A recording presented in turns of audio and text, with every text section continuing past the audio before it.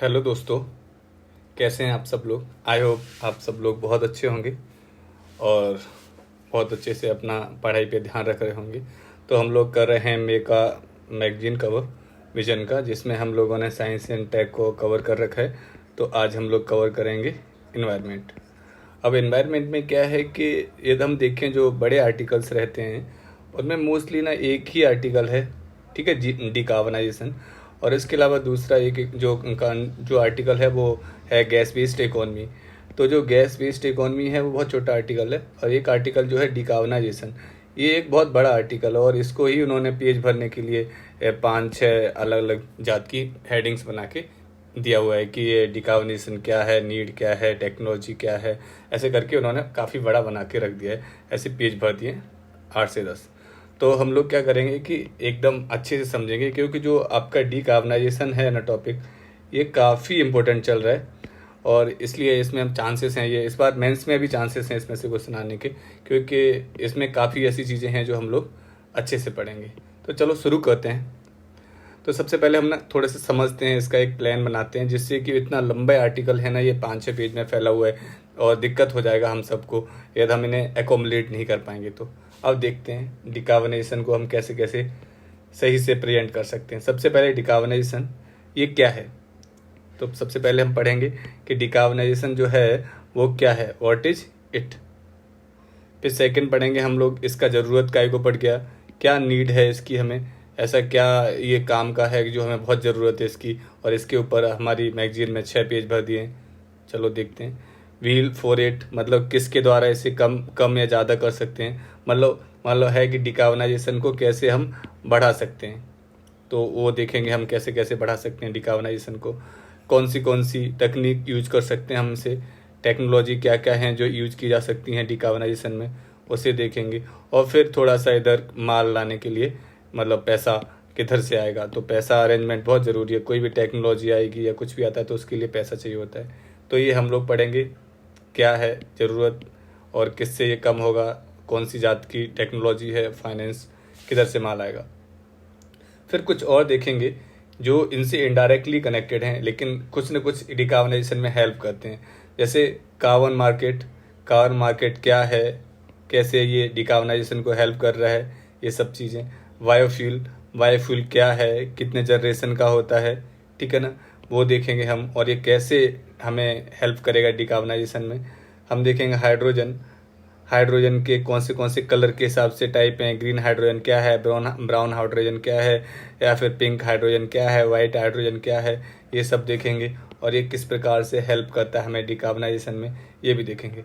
फिर देखेंगे कि वो ग्लोबली कौन कौन क्या क्या हेल्प लिया गया है और कैसे हम ग्लोबली हेल्प ले सकते हैं, या फिर ग्लोबली क्या इनिशिएटिव्स हैं डिकार्बोनाइजेशन को जानने के लिए। तो आओ शुरू करते हैं हम लोग। ये हमने पूरा इसलिए यहाँ पे समझा दिया है जिससे कि आपको अभी समझ में आ जाए कि क्या क्या इसमें हम पढ़ने वाले हैं, तो हम इजीली आगे कनेक्ट कर सकें। तो चलो सबसे पहले हम जानेंगे, हल्का सा बेसिक यहीं से बना लेते हैं, जो कि आर्टिकल जो हम पढ़ें ये सब तो हमें थोड़ा सा अंडरस्टैंडिंग बन सके कि है क्या ये, थोड़ा सा हम पढ़ लेंगे। तो सबसे पहले डिकार्बोनाइजेशन होता क्या है, व्हाट इज इट। तो डिकार्बोनाइजेशन को बहुत अच्छे से डिफाइन करें तो सिंपल बात है, जो हमारे एनवायरनमेंट में, जो हमारे एटमॉस्फेयर में CO2 है उसको कम कर दें। मतलब सिंपल डेफिनेशन है डिकार्बोनाइजेशन क्या है, तो कहेंगे कि कार्बन डाइऑक्साइड को डिक्रीज करना ही क्या कहलाता है, डिकार्बोनाइजेशन। क्या है डिकार्बोनाइजेशन का मतलब, डी लगा है ना, इसका मतलब डिक्रीज करना। कार्बोनाइजेशन मतलब CO2 जो कार्बन डाइऑक्साइड है उसको ही डिक्रीज करना क्या कहलाता है, डिकार्बोनाइजेशन। ये हो सकता है या तो इसे हटा दो, रिमूव कर दो, तब भी हो सकता है, या फिर इसका कुछ रिडक्शन कर दो। मतलब जहाँ आप 100 कर रहे हो तो वहाँ पे आप 50 कर दो, तो इससे क्या हो गया, रिडक्शन। या फिर जहाँ 100 है और 100 को ही हटा दो तो इसका क्या हो गया, रिमूवल। तो हम समझ गए ना डिकार्बोनाइजेशन क्या है, कि CO2 को, कार्बन डाइऑक्साइड को ही डिक्रीज करना ही क्या कहलाता है, डिकार्बोनाइजेशन। तो हमारा डेफिनेशन कवर हो गया। यदि आएगा तो हम सिंपली लिख देंगे द रिडक्शन इन CO2 या और removal in CO2 is called decarbonisation. अब इसका ज़रूरत क्या पड़ गया, तो ज़रूरत क्या है इसका, तो सिंपली आपको एक बात समझ में आ रही होगी, शायद आप इतने दिनों से पढ़ रहे होंगे, कि इसकी ज़रूरत इसलिए है कि ग्रीन हाउस गैसों को कम करना है। और CO2 सबसे बड़ी ग्रीन हाउस गैस है। आपको पता होगा ग्रीन हाउस गैसों को यदि हम देखें ना तो CO2 सबसे ज़्यादा बड़ी ग्रीन हाउस गैस है, सबसे ज़्यादा जो हमारे एटमॉस्फेयर में पाई जाती है। तो क्या करना है, हमें ग्रीन हाउस गैसों को कम करना है। इसके लिए हमें क्या करना होगा, डिकार्बनाइजेशन करना होगा। क्लाइमेट चेंज, अब जो देखा है हमने कि क्लाइमेट चेंज हो रहा है, बहुत फास्ट तरीके से हो रहा है। हमने जो पेरिस एग्रीमेंट किया था उसमें 2015 में कसम खाई थी कि हम लोग 1.5 डिग्री तक लेके आएंगे इसे प्री इंडस्ट्रियल एरा से, लेकिन वो भी हम लोग कहीं फेल होते दिख रहे हैं अभी तक तो। और तीसरा जो अभी हमने COP26 में कसम खाई है कि वो अपने आप को 2017 तक, मतलब भारत को, हम नेट जीरो कर देंगे। तो हमें ज़रूरत पता है कि ये डिकार्बनाइजेशन क्यों ला रहे हैं, इसकी नीड्स क्या हैं। तो जीएचजी कम करनी है, क्लाइमेट चेंज को हमें रोकना है और नेट जीरो हमें करना है। कब तक, 2070 तक, 2070 तक। अब देखते हैं किसके द्वारा इसे कम कर सकते हैं, व्हील क्या क्या हैं इसके। तो हम ना ऐसे कुछ ऐसी चीज़ें कभी मत पढ़ा करो जो बहुत हैवी हों। क्या है वो हैवी चीज़ें ना, आप एग्जाम में भी प्रोड्यूस नहीं कर पाओगे, मेंस में। ऐसी चीज़ देखो करो जो इजीली ना हमें वहाँ पे प्रोड्यूस करने में हेल्प करें। ऐसी चीज़ मत पढ़ लो कि वहाँ पे प्रोड्यूस ही ना हो। तो देखते हैं तो हम किस किस के द्वारा इसे कम कर सकते हैं। तो हम कर सकते हैं ट्रांजिशन ऑफ। अब देखो आपने ना पढ़ा होगा मोस्टली एनर्जी ट्रांजिशन, मैंने लास्ट में भी पढ़ाया था। एनर्जी ट्रांजिशन क्या है, तो शायद मैं आपको पढ़ा चुका हूँ लास्ट लेक्चर में, जब मैं साइंस एंड टेक पढ़ा रहा था तब मैंने बताया था कि एनर्जी ट्रांजिशन क्या होता है।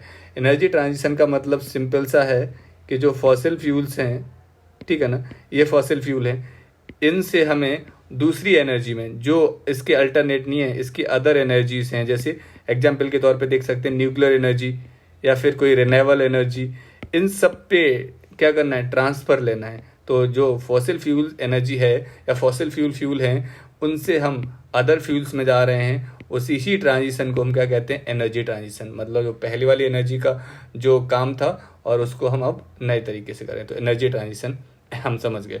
तो ट्रांजिशन हमें कुछ चीज़ों में करना होगा। ट्रांजिशन का सिंपल सा मतलब होता है कि एक चीज़ से दूसरी चीज़ के ऊपर चेंज होना।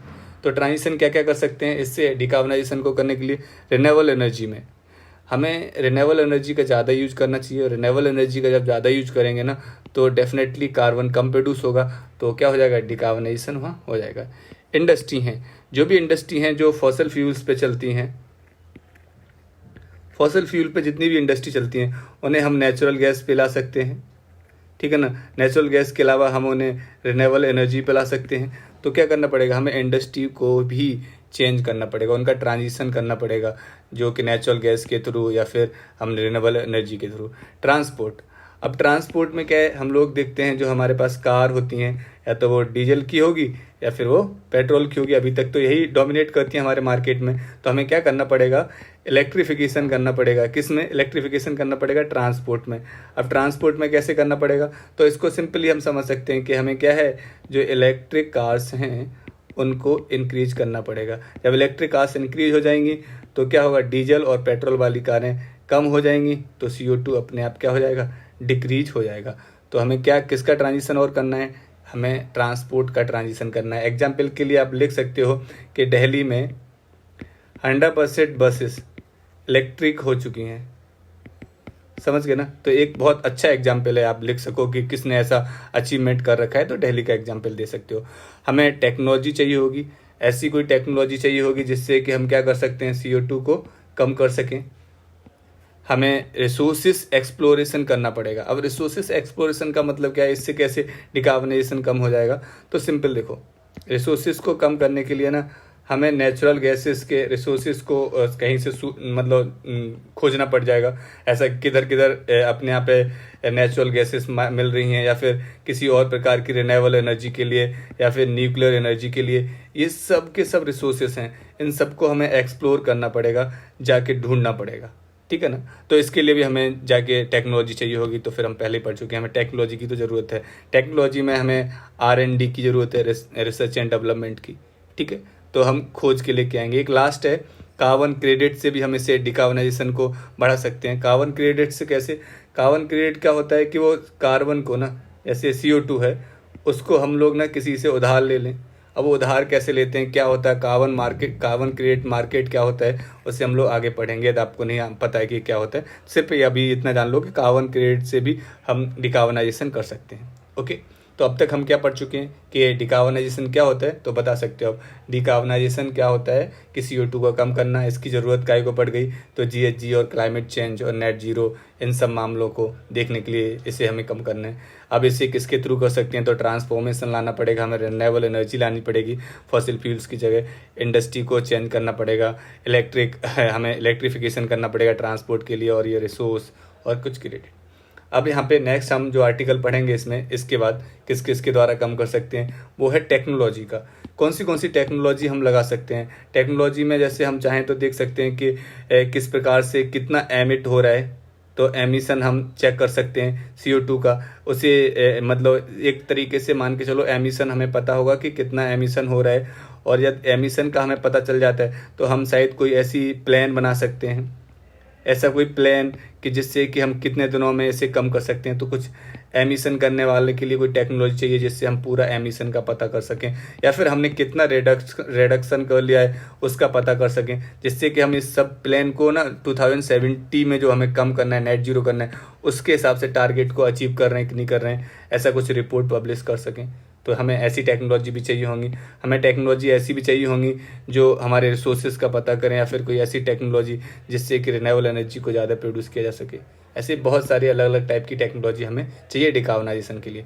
फाइनेंस, मेन बात ये आती है कि ये फाइनेंस है, ये माल किधर से आएगा। ये बड़ी बड़ी जो बातें मैंने कर दी कि 2070 तक हमें नेट जीरो करना है, भाई इसमें पैसा मांगता है ना, तो ये जो रोकड़ा मांगता है वो किधर से आएगा।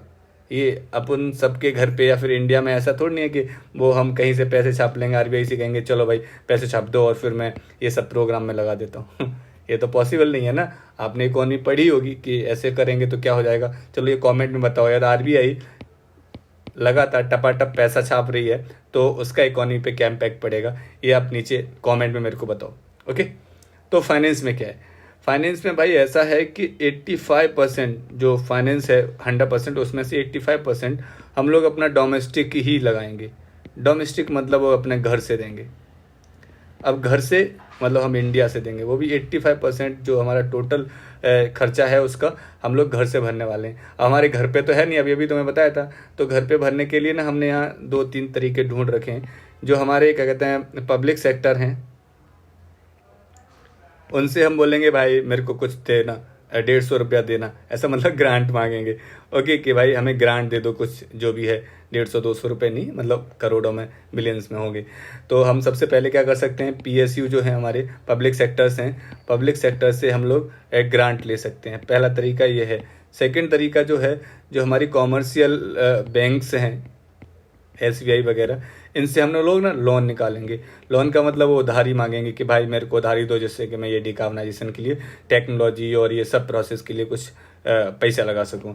थर्ड है, आप क्या कर सकते हो, थर्ड में आप इंटरनेशनली किसी से उधारी ले सकते हो, या फिर किसी से बोल सकते हो कि भाई पैसा दो। क्यों बोल सकते हो, क्योंकि वो 2015 में पेरिस एग्रीमेंट था ना, उसमें कहा गया था पेरिस एग्रीमेंट में कि भाई $100 बिलियन पर ईयर जो डेवलप्ड नेशन है वो डेवलपिंग नेशन को देंगे। अब ये डेवलप्ड नेशन मतलब क्या है, डेवलप्ड नेशन जैसे आपका USA है, ओके, और क्या कहते हैं जर्मनी है, ऐसे कुछ जो जापान है, ये डेवलप्ड नेशन है। डेवलपिंग नेशन क्या है, अपना इंडिया है, चाइना है, ये सब क्या है डेवलपिंग नेशन है।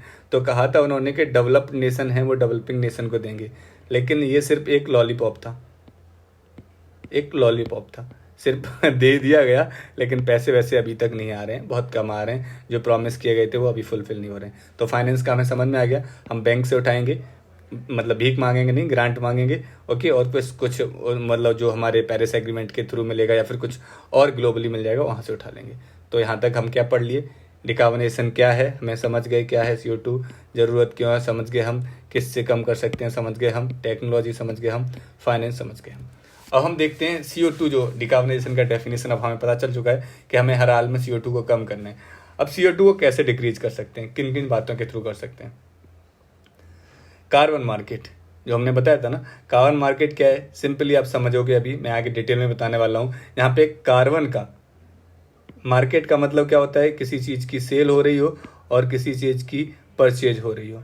तो जहाँ सेल परचेज होती है उसे हम क्या कहते हैं, मार्केट।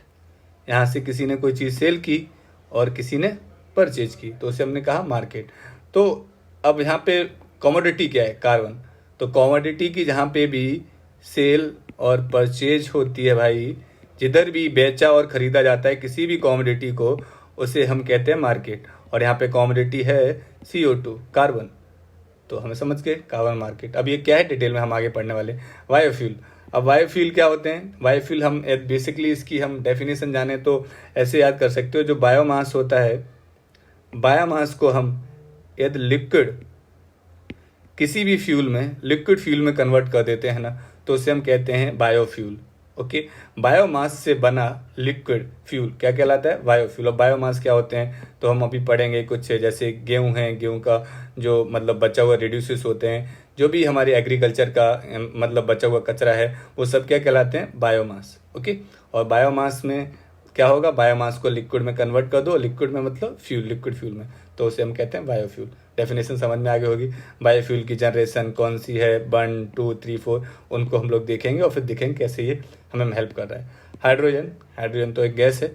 अब इसमें बहुत अलग अलग तरीके की हाइड्रोजन बनाई जाती है, ठीक है ना, गैसिफिकेशन से या फिर किसी और तरीके से। तो उनके हम देखेंगे कि किस प्रकार के कलर के हिसाब से इन्हें डिवाइड किया जाता है और कैसे ये हेल्प कर रहा है।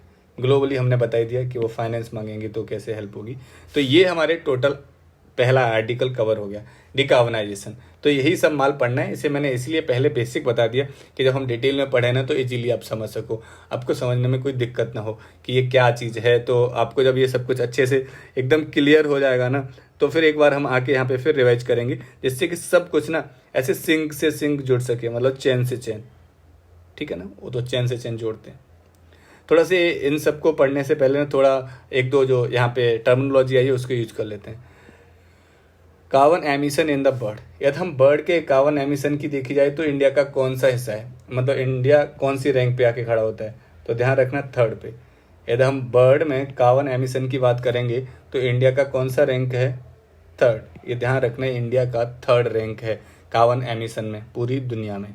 ओके, अब इंडिया में पर्टिकुलर देखोगे ना कि भाई इंडिया में सबसे ज़्यादा कौन है, तो आप ध्यान रखना इंडिया में सबसे ज़्यादा ना स्टील और पावर जो प्लांट हैं ये सबसे ज़्यादा करते हैं, 1/3 अराउंड टोटल एमिशन का। फिर उसके अलावा आप धीरे धीरे देखेंगे 2-3 हैं, तो उनको हम एक लिस्ट में आगे पढ़ने वाले हैं कि क्या क्या है, उनको पढ़ेंगे। ओके, और 5-fold पंचामृत क्या है, एक कीवर्ड कहाँ पे यूज कर सकते हैं, ठीक है ना। तो इन सब चीज़ों को एक एक करके हम समझेंगे। तो अभी हम आगे बढ़ते हैं। तो ये सिंपल मैंने इसलिए लिखा था कि ओनली 2 पेज का माल है, और बाकी इन्होंने जो 70 मतलब 3 से 4 5 शायद 7-8 पेज में दिया हुआ है, वो कोई इतना बड़ी बात नहीं है। केवल ये जो है माल वो कितने का? 2 पेज का। इसके नोट्स भी हम बनाएंगे, तो हमने ऊपर देखे थे 1 पेज में ही पूरे नोट्स बन के कवर हो गए, केवल 1 पेज के नोट्स हैं, और ये 7-8 पेज में।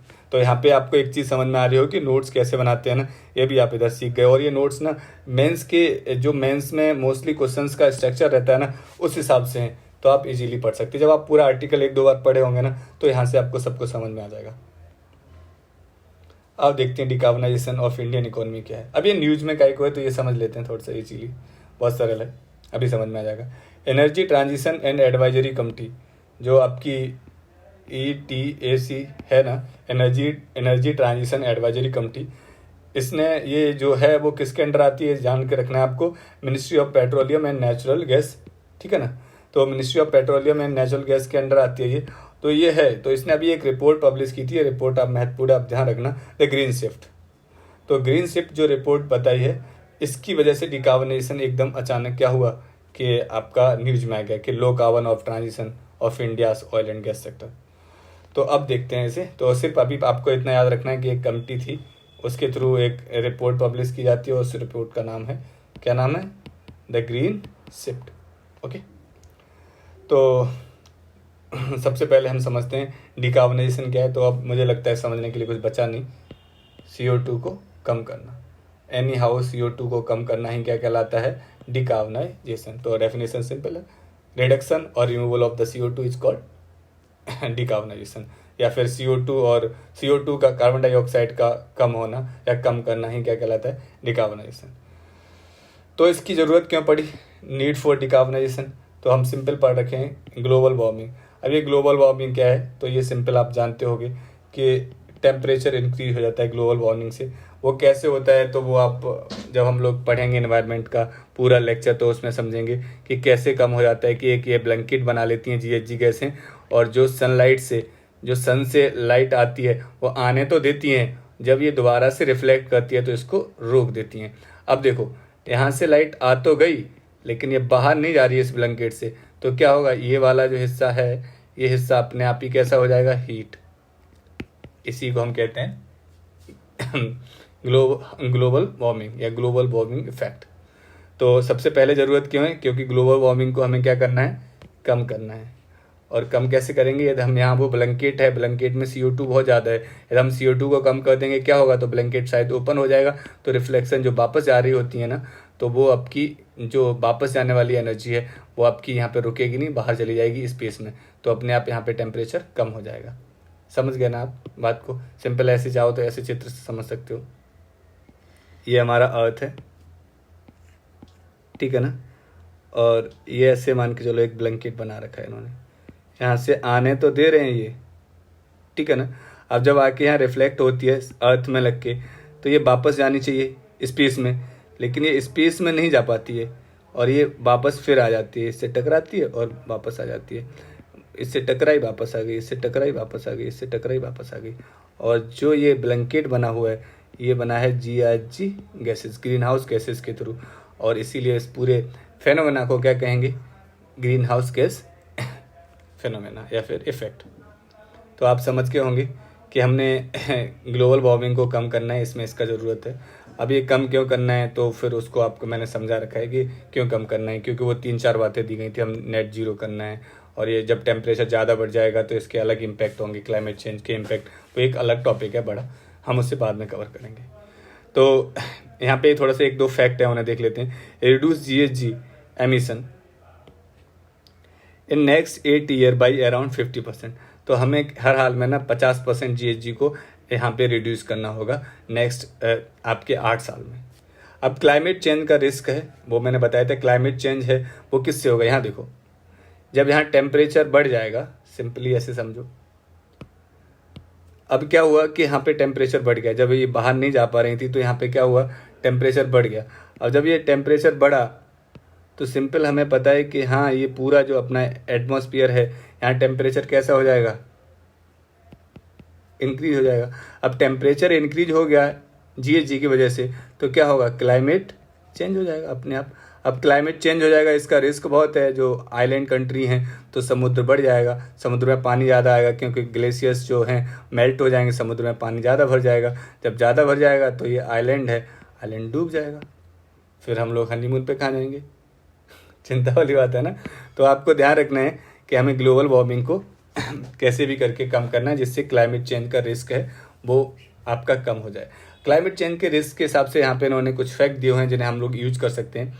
कि इंडिया जो है सेवेंथ बर्ड का मोस्ट अफेक्टेड कंट्री है। इंडिया बर्ड का 7th मोस्ट अफेक्टेड कंट्री है, किससे, क्लाइमेट चेंज से। मतलब क्लाइमेट चेंज में हम लोग बहुत ज़्यादा अफेक्टेड हो रहे हैं। ऐसा नहीं है हमसे 6 ही कंट्री ज़्यादा हैं जो हमसे और ज़्यादा हो रहे हैं, लेकिन हमारा भी हालत कुछ इतना अच्छा नहीं है कि अपन मस्त रह ले। ऐसा कुछ नहीं है कि हम लोग 100 नंबर पे अफेक्टेड हो रहे हो तो अपन बस चिल करें, हम मस्त मौज लेंगे। भाई हमारा क्या है, भाई हमारा भी 7th नंबर का चीज़ है जो अफेक्टेड हो रहा है हमारा कंट्री। तो मतलब कुछ भी चेंज होता है तो सबसे पहले हम लोग आएंगे अफेक्ट के होने में, और फिर हमारे ऊपर क्या क्या इम्पैक्ट दिखेंगे क्लाइमेट चेंज के, वो हम लोग इजीली समझ सकते हैं। तो भाई ध्यान रखना है, क्लाइमेट चेंज जो है ना वो इंडिया के लिए बहुत इंपॉर्टेंट है due to 7th rank in the world. ये 2019 में बताया गया था। तो 75% इंडिया के जो 75% डिस्ट्रिक्ट्स हैं ना वो डायरेक्टली अफेक्टेड होते हैं क्लाइमेट चेंज से। 75%, ओनली 25% डिस्ट्रिक्ट्स हैं जो थोड़ा सा चिल मार रहे हैं, क्लाइमेट चेंज से इम्पैक्टेड नहीं हो रहे हैं। अब देख लीजिए, अब इतना खतरनाक क्लाइमेट चेंज का इम्पैक्ट होने वाला है। तो mostly hotspot for extreme climate event के लिए बने हुए हैं 75% ऑफ डिस्ट्रिक्ट। तो आप यहाँ पे ना कीवर्ड मिल गया, देखो अब ये कीवर्ड्स को कैसे यूज कर सकते हैं ना। हमें कहीं भी क्लाइमेट चेंज से रिलेटेड कुछ भी बात पूछी जाएगी ना, जब भी कभी पूछी जाती है ना, तो हम सिंपली शुरू कर सकते हैं यहीं से कि क्लाइमेट इफेक्ट की बात आती है तो हम इंट्रो यहीं से बना सकते हैं, सिंपल डायरेक्ट। अब कैसे बना सकते हैं वो भी हम सीख लेते हैं कि India ranked 7th in the world most affected country by climate change in 2019। और फिर आगे लिख सकते हो आप, ब्रैकेट में लिख सकते हो more than 75% of district of India, ठीक है ना, categorise hotspot for extreme climate event. तो हम ऐसे करके ना 75% डिस्ट्रिक्ट्स हैं जो बहुत ज़्यादा एक्सट्रीमली इम्पैक्टेड हैं, और आपका 7th नंबर है, 7th से 75, समझ के ना। तो ऐसे यहाँ से क्लाइमेट चेंज में ये आप पॉइंट्स को यूज कर सकते हैं, आप इन्हें कहीं नोट डाउन करते जाएं। ऐसे कीवर्ड्स हैं किसको किधर यूज कर सकते हैं, ऐसा ना एक टेबल बना लो आप। वैसे मैं दे दूंगा आपको टेबल, मैं बनाता हूँ तो, लेकिन आप हमेशा ना अपना काम करेंगे तो ज़्यादा समझ में आ जाएगा मेरे को लगता है। ऐसे करके एक एक्सेल पे टेबल बना लो, यहाँ पे लिख लो इंट्रो के कीवर्ड, यहाँ पे लिख लो कंक्लूजन के, तो यहाँ पे आप ये मेंशन कर दो, और इन्हें बार बार रिवीजन करते रहो जब आंसर राइटिंग करो। और वो भी जीएस थर्ड में तो बहुत ज़रूरी है, कि जीएस थर्ड में आप देख रहे हो ना हालत कितनी ख़राब है, लोगों के 75, 80, मैक्सिमम 100 मार्क्स आ रहे हैं। तो इधर ये कीवर्ड्स यूज करते रहो, और इनको यूज कैसे करते हैं ये नोट डाउन करते रहो, वो मैं सिखा दूंगा। आप जैसी 2-3 महीने की मैगजीन होगी ना, तो मैं आपको ना कहाँ पे कीवर्ड कैसे यूज करते हैं, कैसे एग्जाम्पल्स यूज करते हैं, क्या बे फॉरवर्ड हो सकते हैं, क्या चैलेंजेस हो सकते हैं, ये सब मैं सिखा दूंगा। बस थोड़े से 2-3 महीने का आप मैगजीन अच्छे से पढ़ लीजिए, लेकिन आप पूरा अच्छे से देखिए तब ना। और ऐसा नहीं है कि आप एकदम भगा के देख ले रहे हो तो फिर ना आपको सीखोगे, और मतलब मेरा तो मेहनत है ही, कुछ कोई न कोई तो सीखेगा ही, आप पीछे रह जाएंगे तो वो आपके ऊपर डिपेंड करता है, ठीक है ना। तो आप ऐसे एक टेबल बना के रखिए, चाहे A4 साइज या फिर एक्सेल पे, और उन पर रोजाना के या फिर जब भी कोई ऐसा पॉइंट मिलता है उसको मेंशन कर लीजिए, जिससे कि आप इजीली याद कर सकें। अचीविंग नेट जीरो, और इसकी ज़रूरत क्यों है? नेट जीरो जो हमने देखा था अभी COP26 में बताया था कि COP26 हुआ है, वहाँ पे पंचामृत आपकी जो स्कीम है उसको भी लॉन्च किया गया था। तो वहाँ पे COP26 में कहा गया कि नेट जीरो कब तक करना है, 2070 तक, बाई 2070। तो इसके लिए भी हमें क्या करना पड़ेगा, डिकार्बनाइजेशन करना पड़ेगा, CO2 को कम करना पड़ेगा, तभी तो हम क्या करेंगे, नेट जीरो हो पाएंगे। ओके, आगे देखते हैं।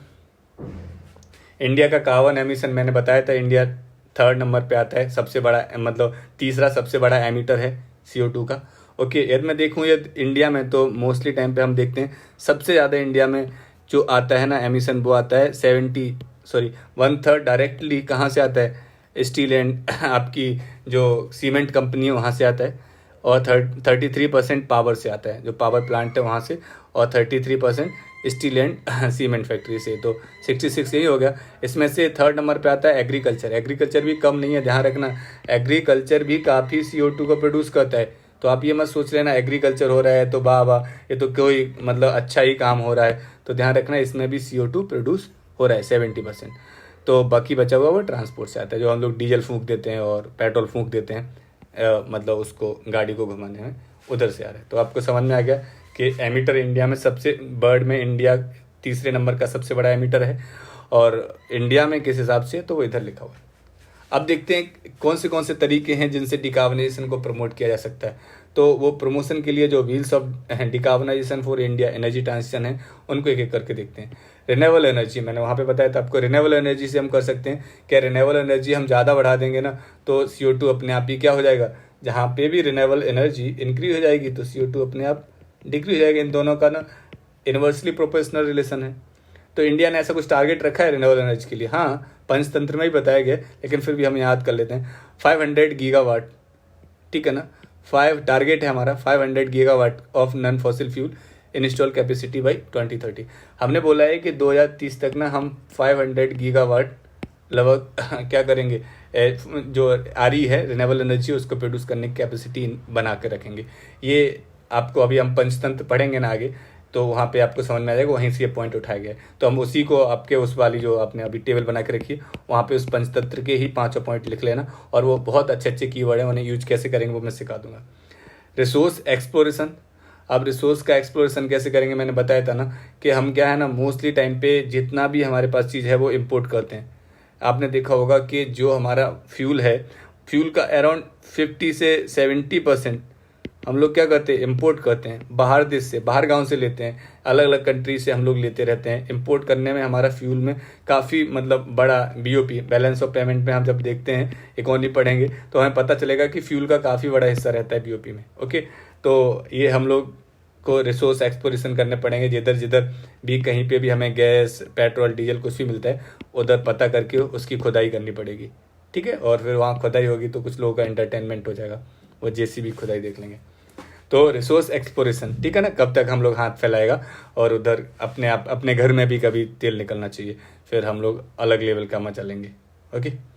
Energy efficiency and energy affordability, हमें टेक्नोलॉजी ढूंढनी पड़ेगी जिससे इफिशिएंसी इंक्रीज हो जाए और उसके साथ अफोर्डेबिलिटी भी।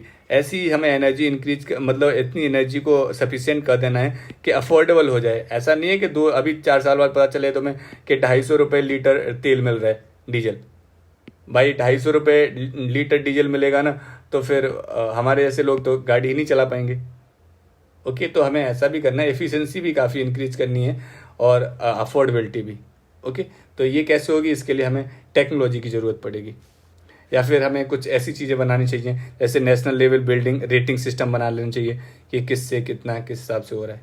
ओके, तो और क्या कर सकते हैं हम लोग, और क्या काम मिला, टेक्नोलॉजी एंड इनोवेशन कर सकते हैं। टेक्नोलॉजी इनोवेशन में क्या है, हम जो हमारी एक स्कीम से गवर्नमेंट ने चलाई है पीएलआई। पीएलआई का मतलब क्या है, प्रोडक्शन लिंक्स इंसेंटिव। ये स्कीम में क्या कर सकते हैं हम, जो हार्डवेयर हैं या फिर जो भी कोई भी मतलब टेक्नोलॉजी या फिर कोई कंपनी से रिलेटेड हार्डवेयर चाहिए या कोई और चीज़ चाहिए होती है, उसका प्रोडक्शन हम लोग हाई करते हैं। जैसे आप मान के चलो चिप्स होती हैं, जो वो खाने वाले चिप्स नहीं, जो हमारे फ़ोन में लगी होती हैं ना, वो चिप्स हैं, तो उनको हम लोग चाइना से इंपोर्ट करते हैं, तो उन्हें हम लोग को इंडिया में डोमेस्टिकली बना लें तो शायद फ़ोन का प्राइस कम हो जाए इंडिया में। या फिर इंडिया का भी कोई ऐसा कंपनी, वो माइक्रोमैक्स टाइप, वो शायद सर्वाइव कर जाए। अब तो शायद मुझे लगता है वो बंद ही हो गया, लेकिन फिर भी क्योंकि हम लोग चिप को इम्पोर्ट करते हैं, तो चिप्स को इम्पोर्ट करने की वजह से क्या है कि हमारे जो अपने प्राइस होते हैं मोबाइल के बहुत हाई हो जाते हैं, तो हम वो क्वालिटी नहीं दे पाते हैं। तो उसमें भी हमें टेक्नोलॉजी की ज़रूरत पड़ेगी, और टेक्नोलॉजी की जो आपका हार्डवेयर है या फिर उससे रिलेटेड कोई और इंफ्रास्ट्रक्चर है, वो बनाने में पीएलआई हमारा खूब हेल्प करता है। पीएलआई स्कीम क्या है, प्रोडक्शन लिंक्ड इंसेंटिव स्कीम। तो हमें डोमेस्टिक टेक्नोलॉजी से रिलेटेड इक्विपमेंट हार्डवेयर को इंक्रीज करना पड़ेगा। वो आप समझ गए ना, जो भी है तो अपना फ़ोन वाली बात समझ के होंगे ना। India must look technology to use coal without causing much environment damage. अभी क्या है ना, इंडिया एकदम मस्त मौज लेके ना कोयले को यूज करता है बिना किसी चिंता के कि इन्वायरमेंट को क्या होगा, भाड़ में गिरे इन्वायरमेंट।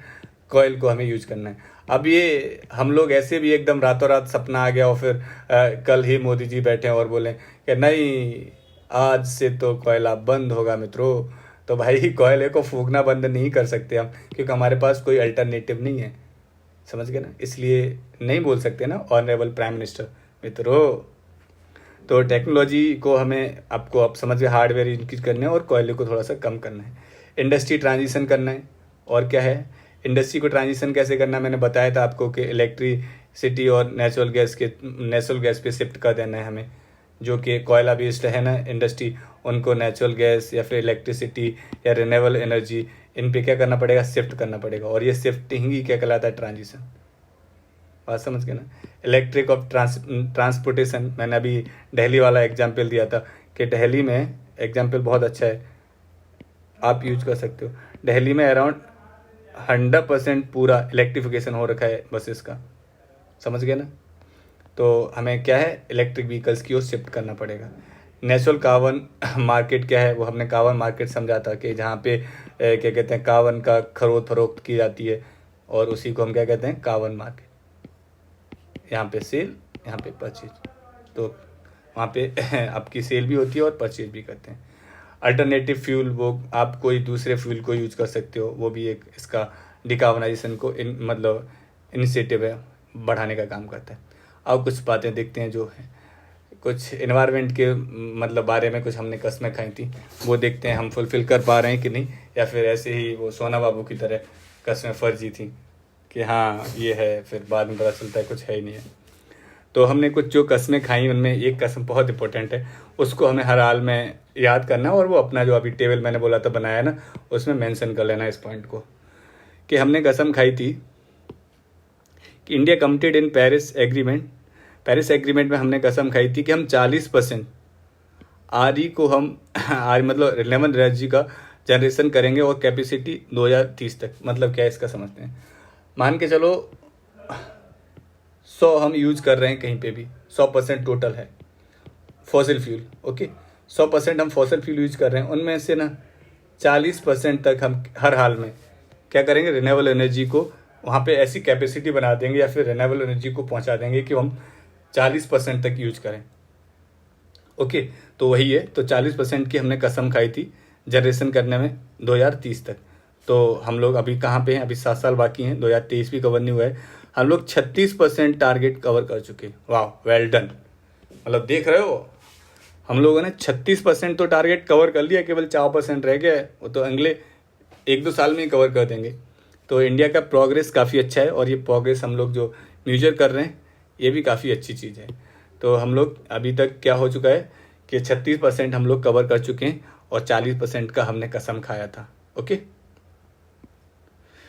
तो ये वाला आप याद करो और लिख लो कि जो हम लोग रिन्यूएबल एनर्जी है वो 40% तक हमें कवर करना है 2030 तक। तो आप ये कीवर्ड कैसे यूज कर लोगे? जहाँ पे भी आपको इन्वायरमेंट से रिलेटेड कंक्लूजन लिखना हो तो आप सीधा लिख सकते हो कि जो भी कुछ लिखो फिर लिखो 10 इस प्रकार we can achieve the commitment. वो क्या था कमिटमेंट? यही लिख दोगे, renewable energy in 40% power generation capacity mix by 2030 RE की। इजीली आप कहीं पे भी यह कंक्लूजन लिख सकते हो, जहाँ पे भी कोई भी इन्वायरमेंट से रिलेटेड। आप GS1 में भी इवन लिख सकते हो, वहाँ पे भी इन्वायरमेंट रिलेटेड क्वेश्चन देखें। पिछले साल मैंने लास्ट ईयर भी देखे थे, मतलब 4-5 साल से देख रहा हूँ, उधर सीधे सीधे इन्वायरमेंट के क्वेश्चन जो आपका GS फर्स्ट है उसमें दिखाई देते हैं। तो आप उधर भी कंक्लूजन यूज कर सकते हो इस कीवर्ड के द्वारा। ओके, तो नेक्स्ट बढ़ते हैं हम लोग। तो और क्या था, मैं एक और आपको कीवर्ड बताने वाला था, हाँ मिल गया।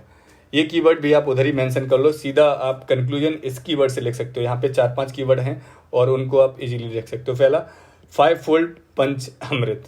जो 5-fold पंच अमृत स्ट्रेटजी है वो मोदी जी ने COP26 मतलब लास्ट ईयर जो अपना कॉप हुआ था ग्लासगो में, उसमें इन्होंने ये कसम खाई थी, ये मतलब इस स्ट्रेटजी दी थी कि 5-fold पंच अमृत। तो आपको जहाँ पे भी कंक्लूजन लिखना है ना, जैसे ही इन्वायरमेंट से रिलेटेड है, ज्योग्राफी का है, इन्वायरमेंट रिलेटेड हम उसे मतलब दे सकते हैं, सीधा सीधा लिख सकते हो।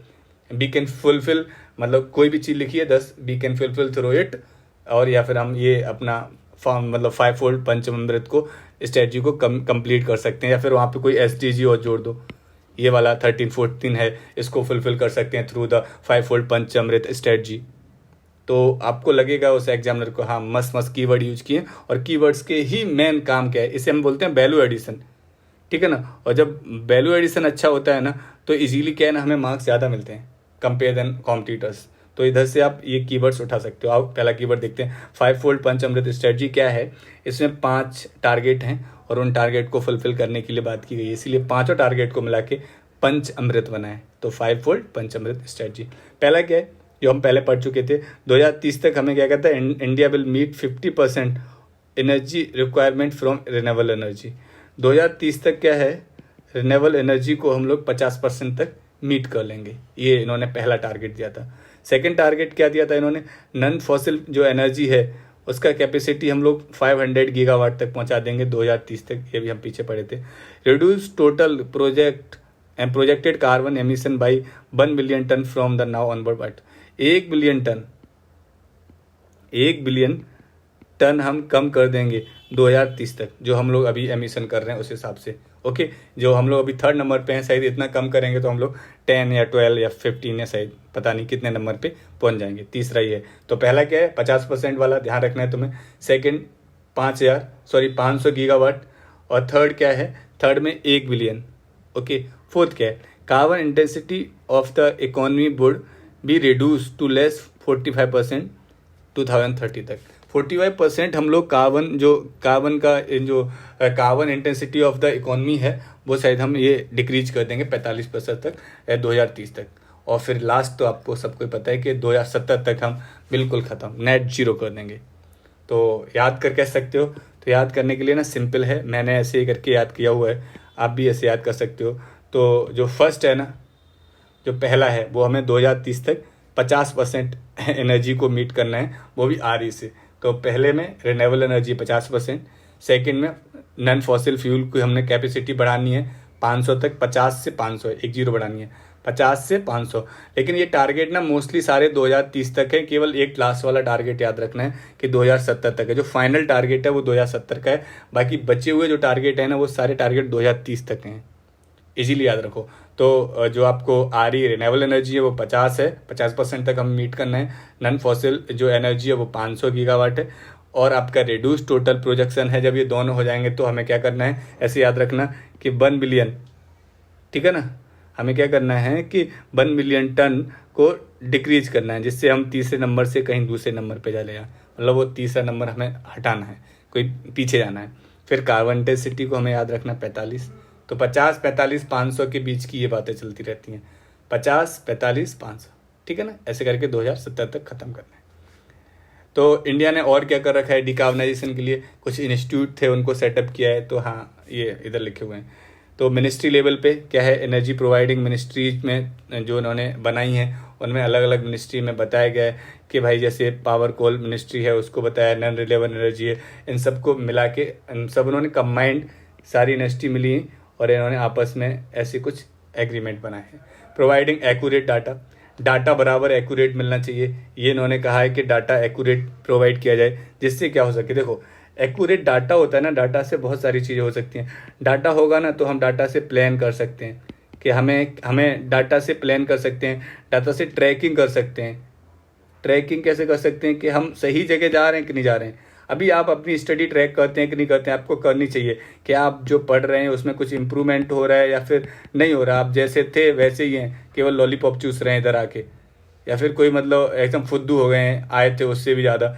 तो आपको अपनी स्टडी को भी क्या करना चाहिए, आपको ट्रैक करना चाहिए। तो हम यहाँ पे डाटा क्यों रखते हैं, क्योंकि हम सब कुछ ट्रैक करते हैं कि 2070 तक हमें प्लान किया है जीरो, शायद देखते हैं 2023 चल रहा है तो कितना हो गया, या फिर 2030 चल रहा है तो कुछ कम हो रहा है कि नहीं हो रहा है, कि केवल हमने वही हवा में बातें कर रहे हैं, या फिर हम बाकी और भी चीज़ें हैं उन सबको ट्रैक करके स्कीम्स बना सकते हैं कि हाँ भाई इतना ज़्यादा बढ़ रहा है, और ऐसी कोई स्कीम लेके आओ, ऐसा कोई इनिशिएटिव लेके आओ, ऐसा कोई अवेयरनेस प्रोग्राम लेके आओ, जिससे क्या हो सके ये और कम हो जाए। बात समझ में आई ना। तो इसीलिए हमें एक्यूरेट डाटा की ज़रूरत मांगती है। मॉडलिंग एंड प्रोजेक्शन, अब क्या है, अभी जो मैंने बताया वही सिंपल बात थी। आप प्लान बना सकते हो डाटा से और उससे क्या कर सकते हो, प्रोजेक्शन दे सकते हो कि हाँ भाई इतने साल में इतना हो गया, अभी कितना ज़रूरत है। Expert group on energy transition, हाँ वो टेलीग्राम टाइप का एक ग्रुप बना सकते हो। उधर टेलीग्राम वाले टाइप ग्रुप में क्या है ना, 5-10 लोगों को बैठा सकते हो जो ज्ञान दे सकें, रोज़ ज्ञान मिल के बताएंगे आपको कि भाई ये ज़्यादा हो रहा है इसको कम करो, ये कम हो रहा है तो कैसे ज़्यादा कर सकते हो। मतलब ज़्यादा तो करना ही नहीं है, कोई भी चीज़ सब कम ही करनी है, मतलब उस पर पूरी एक अच्छे से स्ट्रेटजी बना सकते हो और स्ट्रेटजी के थ्रू हमें वर्क करना पड़ेगा। तो इसके लिए क्या है ना, एक एक्सपर्ट का ग्रुप चाहिए। ऐसा नहीं है कि वो पान के गल्ले पे बैठ के फिर सब लोग डिस्कस कर रहे हैं कि हाँ भाई कोयले को हटा ही देते हैं क्योंकि कोयला बहुत नुकसान करता है।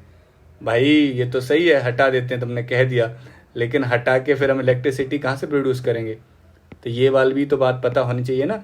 अब पूरी बात पता नहीं होती है, फिर वो आधी बात सुन के ही कि नहीं ये कह देते हैं, कहीं से सुन ली हमने, न्यूज़ चैनल वाले तो इतने अच्छे हैं, फिर वो आधी बात ही कहते हैं एक साइड की, दूसरी साइड की पता नहीं, वो खुद तुम्हें जाके गूगल करनी पड़ती है।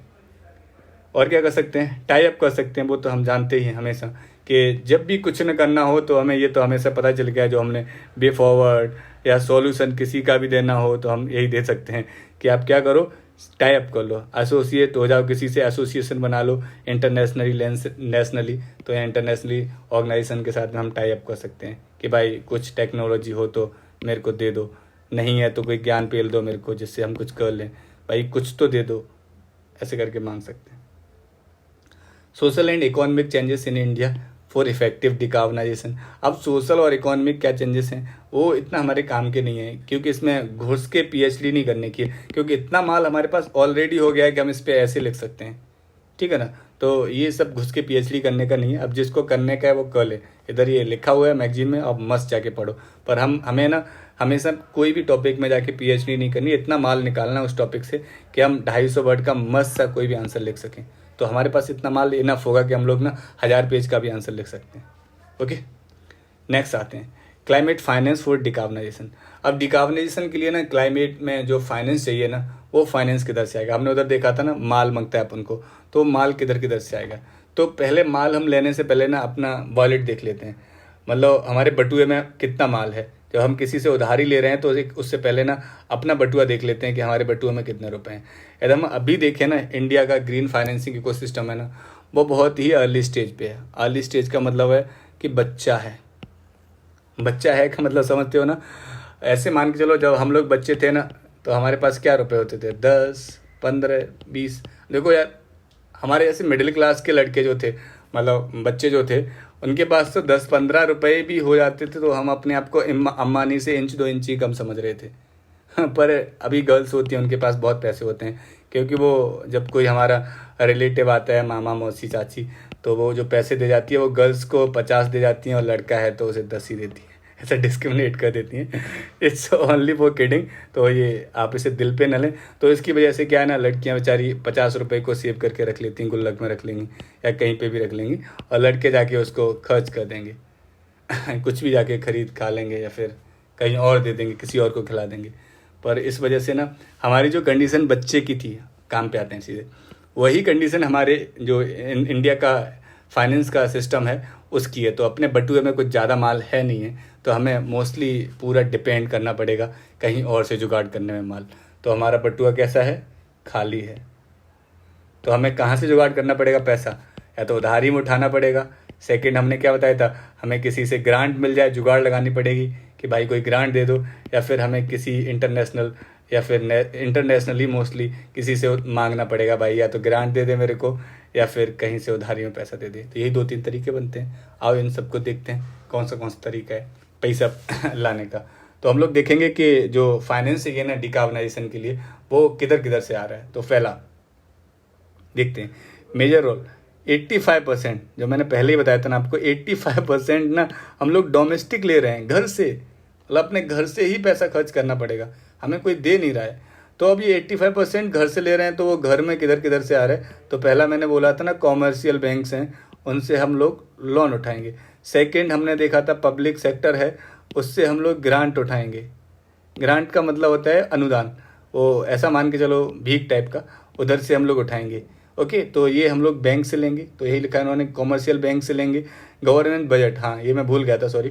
गवर्नमेंट के बजट में थोड़ा बहुत इधर उधर से जुगाड़ कर देंगे कि हाँ बजट में थोड़ा सा इंक्रीज कर देंगे कि हाँ हमें एनवायरनमेंट पे ज़्यादा ध्यान देना है। क्यों देना है, क्योंकि हम लोग 7वें नंबर का सबसे अफेक्टेड कंट्री है दुनिया में भाई, तो हमें चिंता करनी चाहिए, चिंता का विषय है। ठीक है ना। तो ये 3 जुगाड़ हमने कर लिए। इधर से हमें पैसा चाहिए और टोटल पैसा 85% चाहिए, उसका ये 3 पार्ट हो गया, बजट और ग्रांट और वो उधारी लोन लेनी है।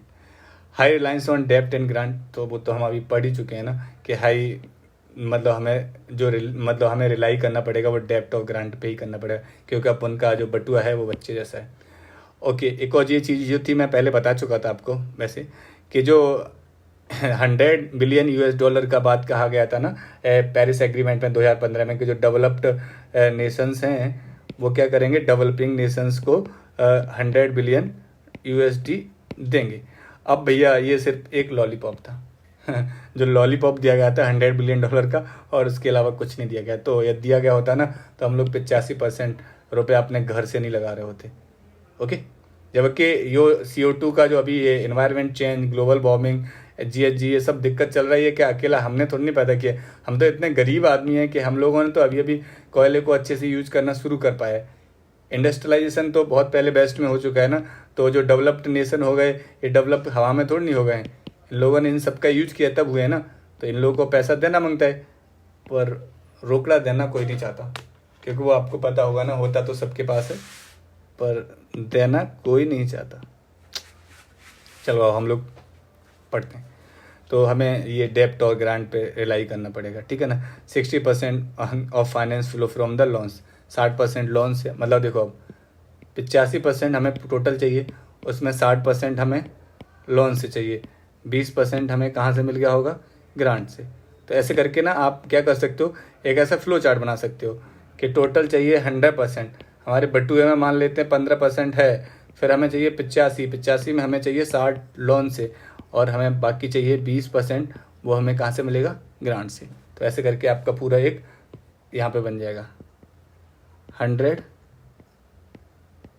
85 में भी 2, 60 और 20। 60 कहाँ से हमें उठाएंगे हम लोग, लोन से, यहाँ 20 तो अपने बटुए में है। ऐसे करके याद करने के लिए, ठीक है ना। ऐसा एक फ्लो चार्ट बना सकते हो आप लोग, इसे ट्री फ्लो चार्ट कहते हैं। तो कंसंट्रेशन इन द हम पावर सेक्टर, हमें पावर सेक्टर पे काफ़ी कंसंट्रेशन करना पड़ेगा, जिससे कि रिन्यूएबल एनर्जी की तरफ हम कैसे भी जाएं और वहाँ से फंडिंग मिल सके। Climate funding is majorly toward renewables, ठीक है ना, तो उधर से हमें काफ़ी फंडिंग मिल सकती है। अदर भी तरीके हैं फंडिंग के, वो भी हम एक एक करके समझ लेते हैं। अदर तरीका क्या है, छोटे छोटे टुच्चे टुच्चे तरीके हैं। अब उनसे 10 20 50 रुपए इकट्ठे होंगे तो वो हमारे लिए इतना काम का भी नहीं है कि उन्हें पढ़ के हम अपना दिमाग ख़राब करें। ओके, तो हमें मोटा मोटा पता है कि किधर किधर से मिलेगा, तो हमें बराबर है, क्योंकि हमें ना फाइनेंस के बारे में 2-3 लाइनें लिखनी है और हमारे पास 4 लाइन का पहले से कंटेंट हो रखा है, तो बाकी कंटेंट हम नहीं पढ़ना चाहिए। ऐसा नहीं है कि हम लोग कंटेंट, देखो कोई भी आंसर लिखने के लिए ना ऐसे मान के चलो, आंसर जो बेस्ट आंसर मान के चलते हैं, एवरेज मान लेते हैं या गुड आंसर मानते हैं, उसमें ना 3 कंपोनेंट काम करते हैं। पहला नॉलेज, जो उसे कंटेंट बोलते हैं। Second structure. थर्ड होता है उसको फॉर्मुलेशन करना, मतलब आर्कुलेट करना कि आपने जो लिखा है वो कैसे है। तो क्या है ना, नॉलेज से आपको मान के चलो 50% मार्क मिल जाएंगे, लेकिन बाकी जो नॉलेज से तो 50% मिल गए। अब बाकी स्ट्रक्चर से मान के चलो 20-30% मिलेंगे, फिर बाकी जो आपका आर्कुलेट करोगे उससे 20-30% मिलेंगे। ओके, तो आप होता क्या है कि बच्चा लोग ना सीधा सीधा इस पे नॉलेज पे टिका रहता है, ये दोनों चीज़ें करना ही चाहता है। भाई 50% काम है नॉलेज वाला। अब कोई ऐसा भी नहीं है कि आप नॉलेज इकट्ठा कर लो उस पर डायरेक्ट क्वेश्चन आ जाए, वो यूनिवर्सिटी में आते हैं, इधर नहीं आते। Recommendation for mobilising climate fund in India, ये कैसे मोबिलाइज किया जाएगा, किधर से उठाया जाएगा, अब उधर जाके एकदम बाल की खाल निकाल के इन्होंने बताया हुआ है, तो ये हमारे किसी काम का नहीं है भाई। हमें पता है मोटा मोटा हम कॉमर्शियल बैंक से उठाएंगे, ग्रांट लेंगे और कुछ बटुआ में से खर्च करेंगे, बजट में से खर्च करेंगे। उधर घुस के नहीं जानेंगे कि वो कौन सी बैंक से लोन उठाया, SBI से या बैंक ऑफ बड़ौदा से, वो हमारे किसी काम का नहीं है भाई। बड़ौदा से ले लें, SBI से ले लें या फिर कोई भी कॉमर्शियल बैंक से ले लें, हमें इतना पता होना चाहिए कि भाई कॉमर्शियल बैंक से उठाएंगे। अब ये टेक्नोलॉजी कौन सी चाहिए डिकार्बनाइजेशन के लिए। अब ये टेक्नोलॉजी को ना बड़े प्यार से देखना है क्योंकि टेक्नोलॉजी का काम बहुत है, क्योंकि हम लोग ना हमेशा R&D में बहुत पीछे हैं। किसी भी सेक्टर का ले लो, R&D हमारे यहाँ होता ही नहीं है, क्योंकि बजट में कभी भी R&D के लिए ज़्यादा पैसे एलोकेट नहीं होते हैं।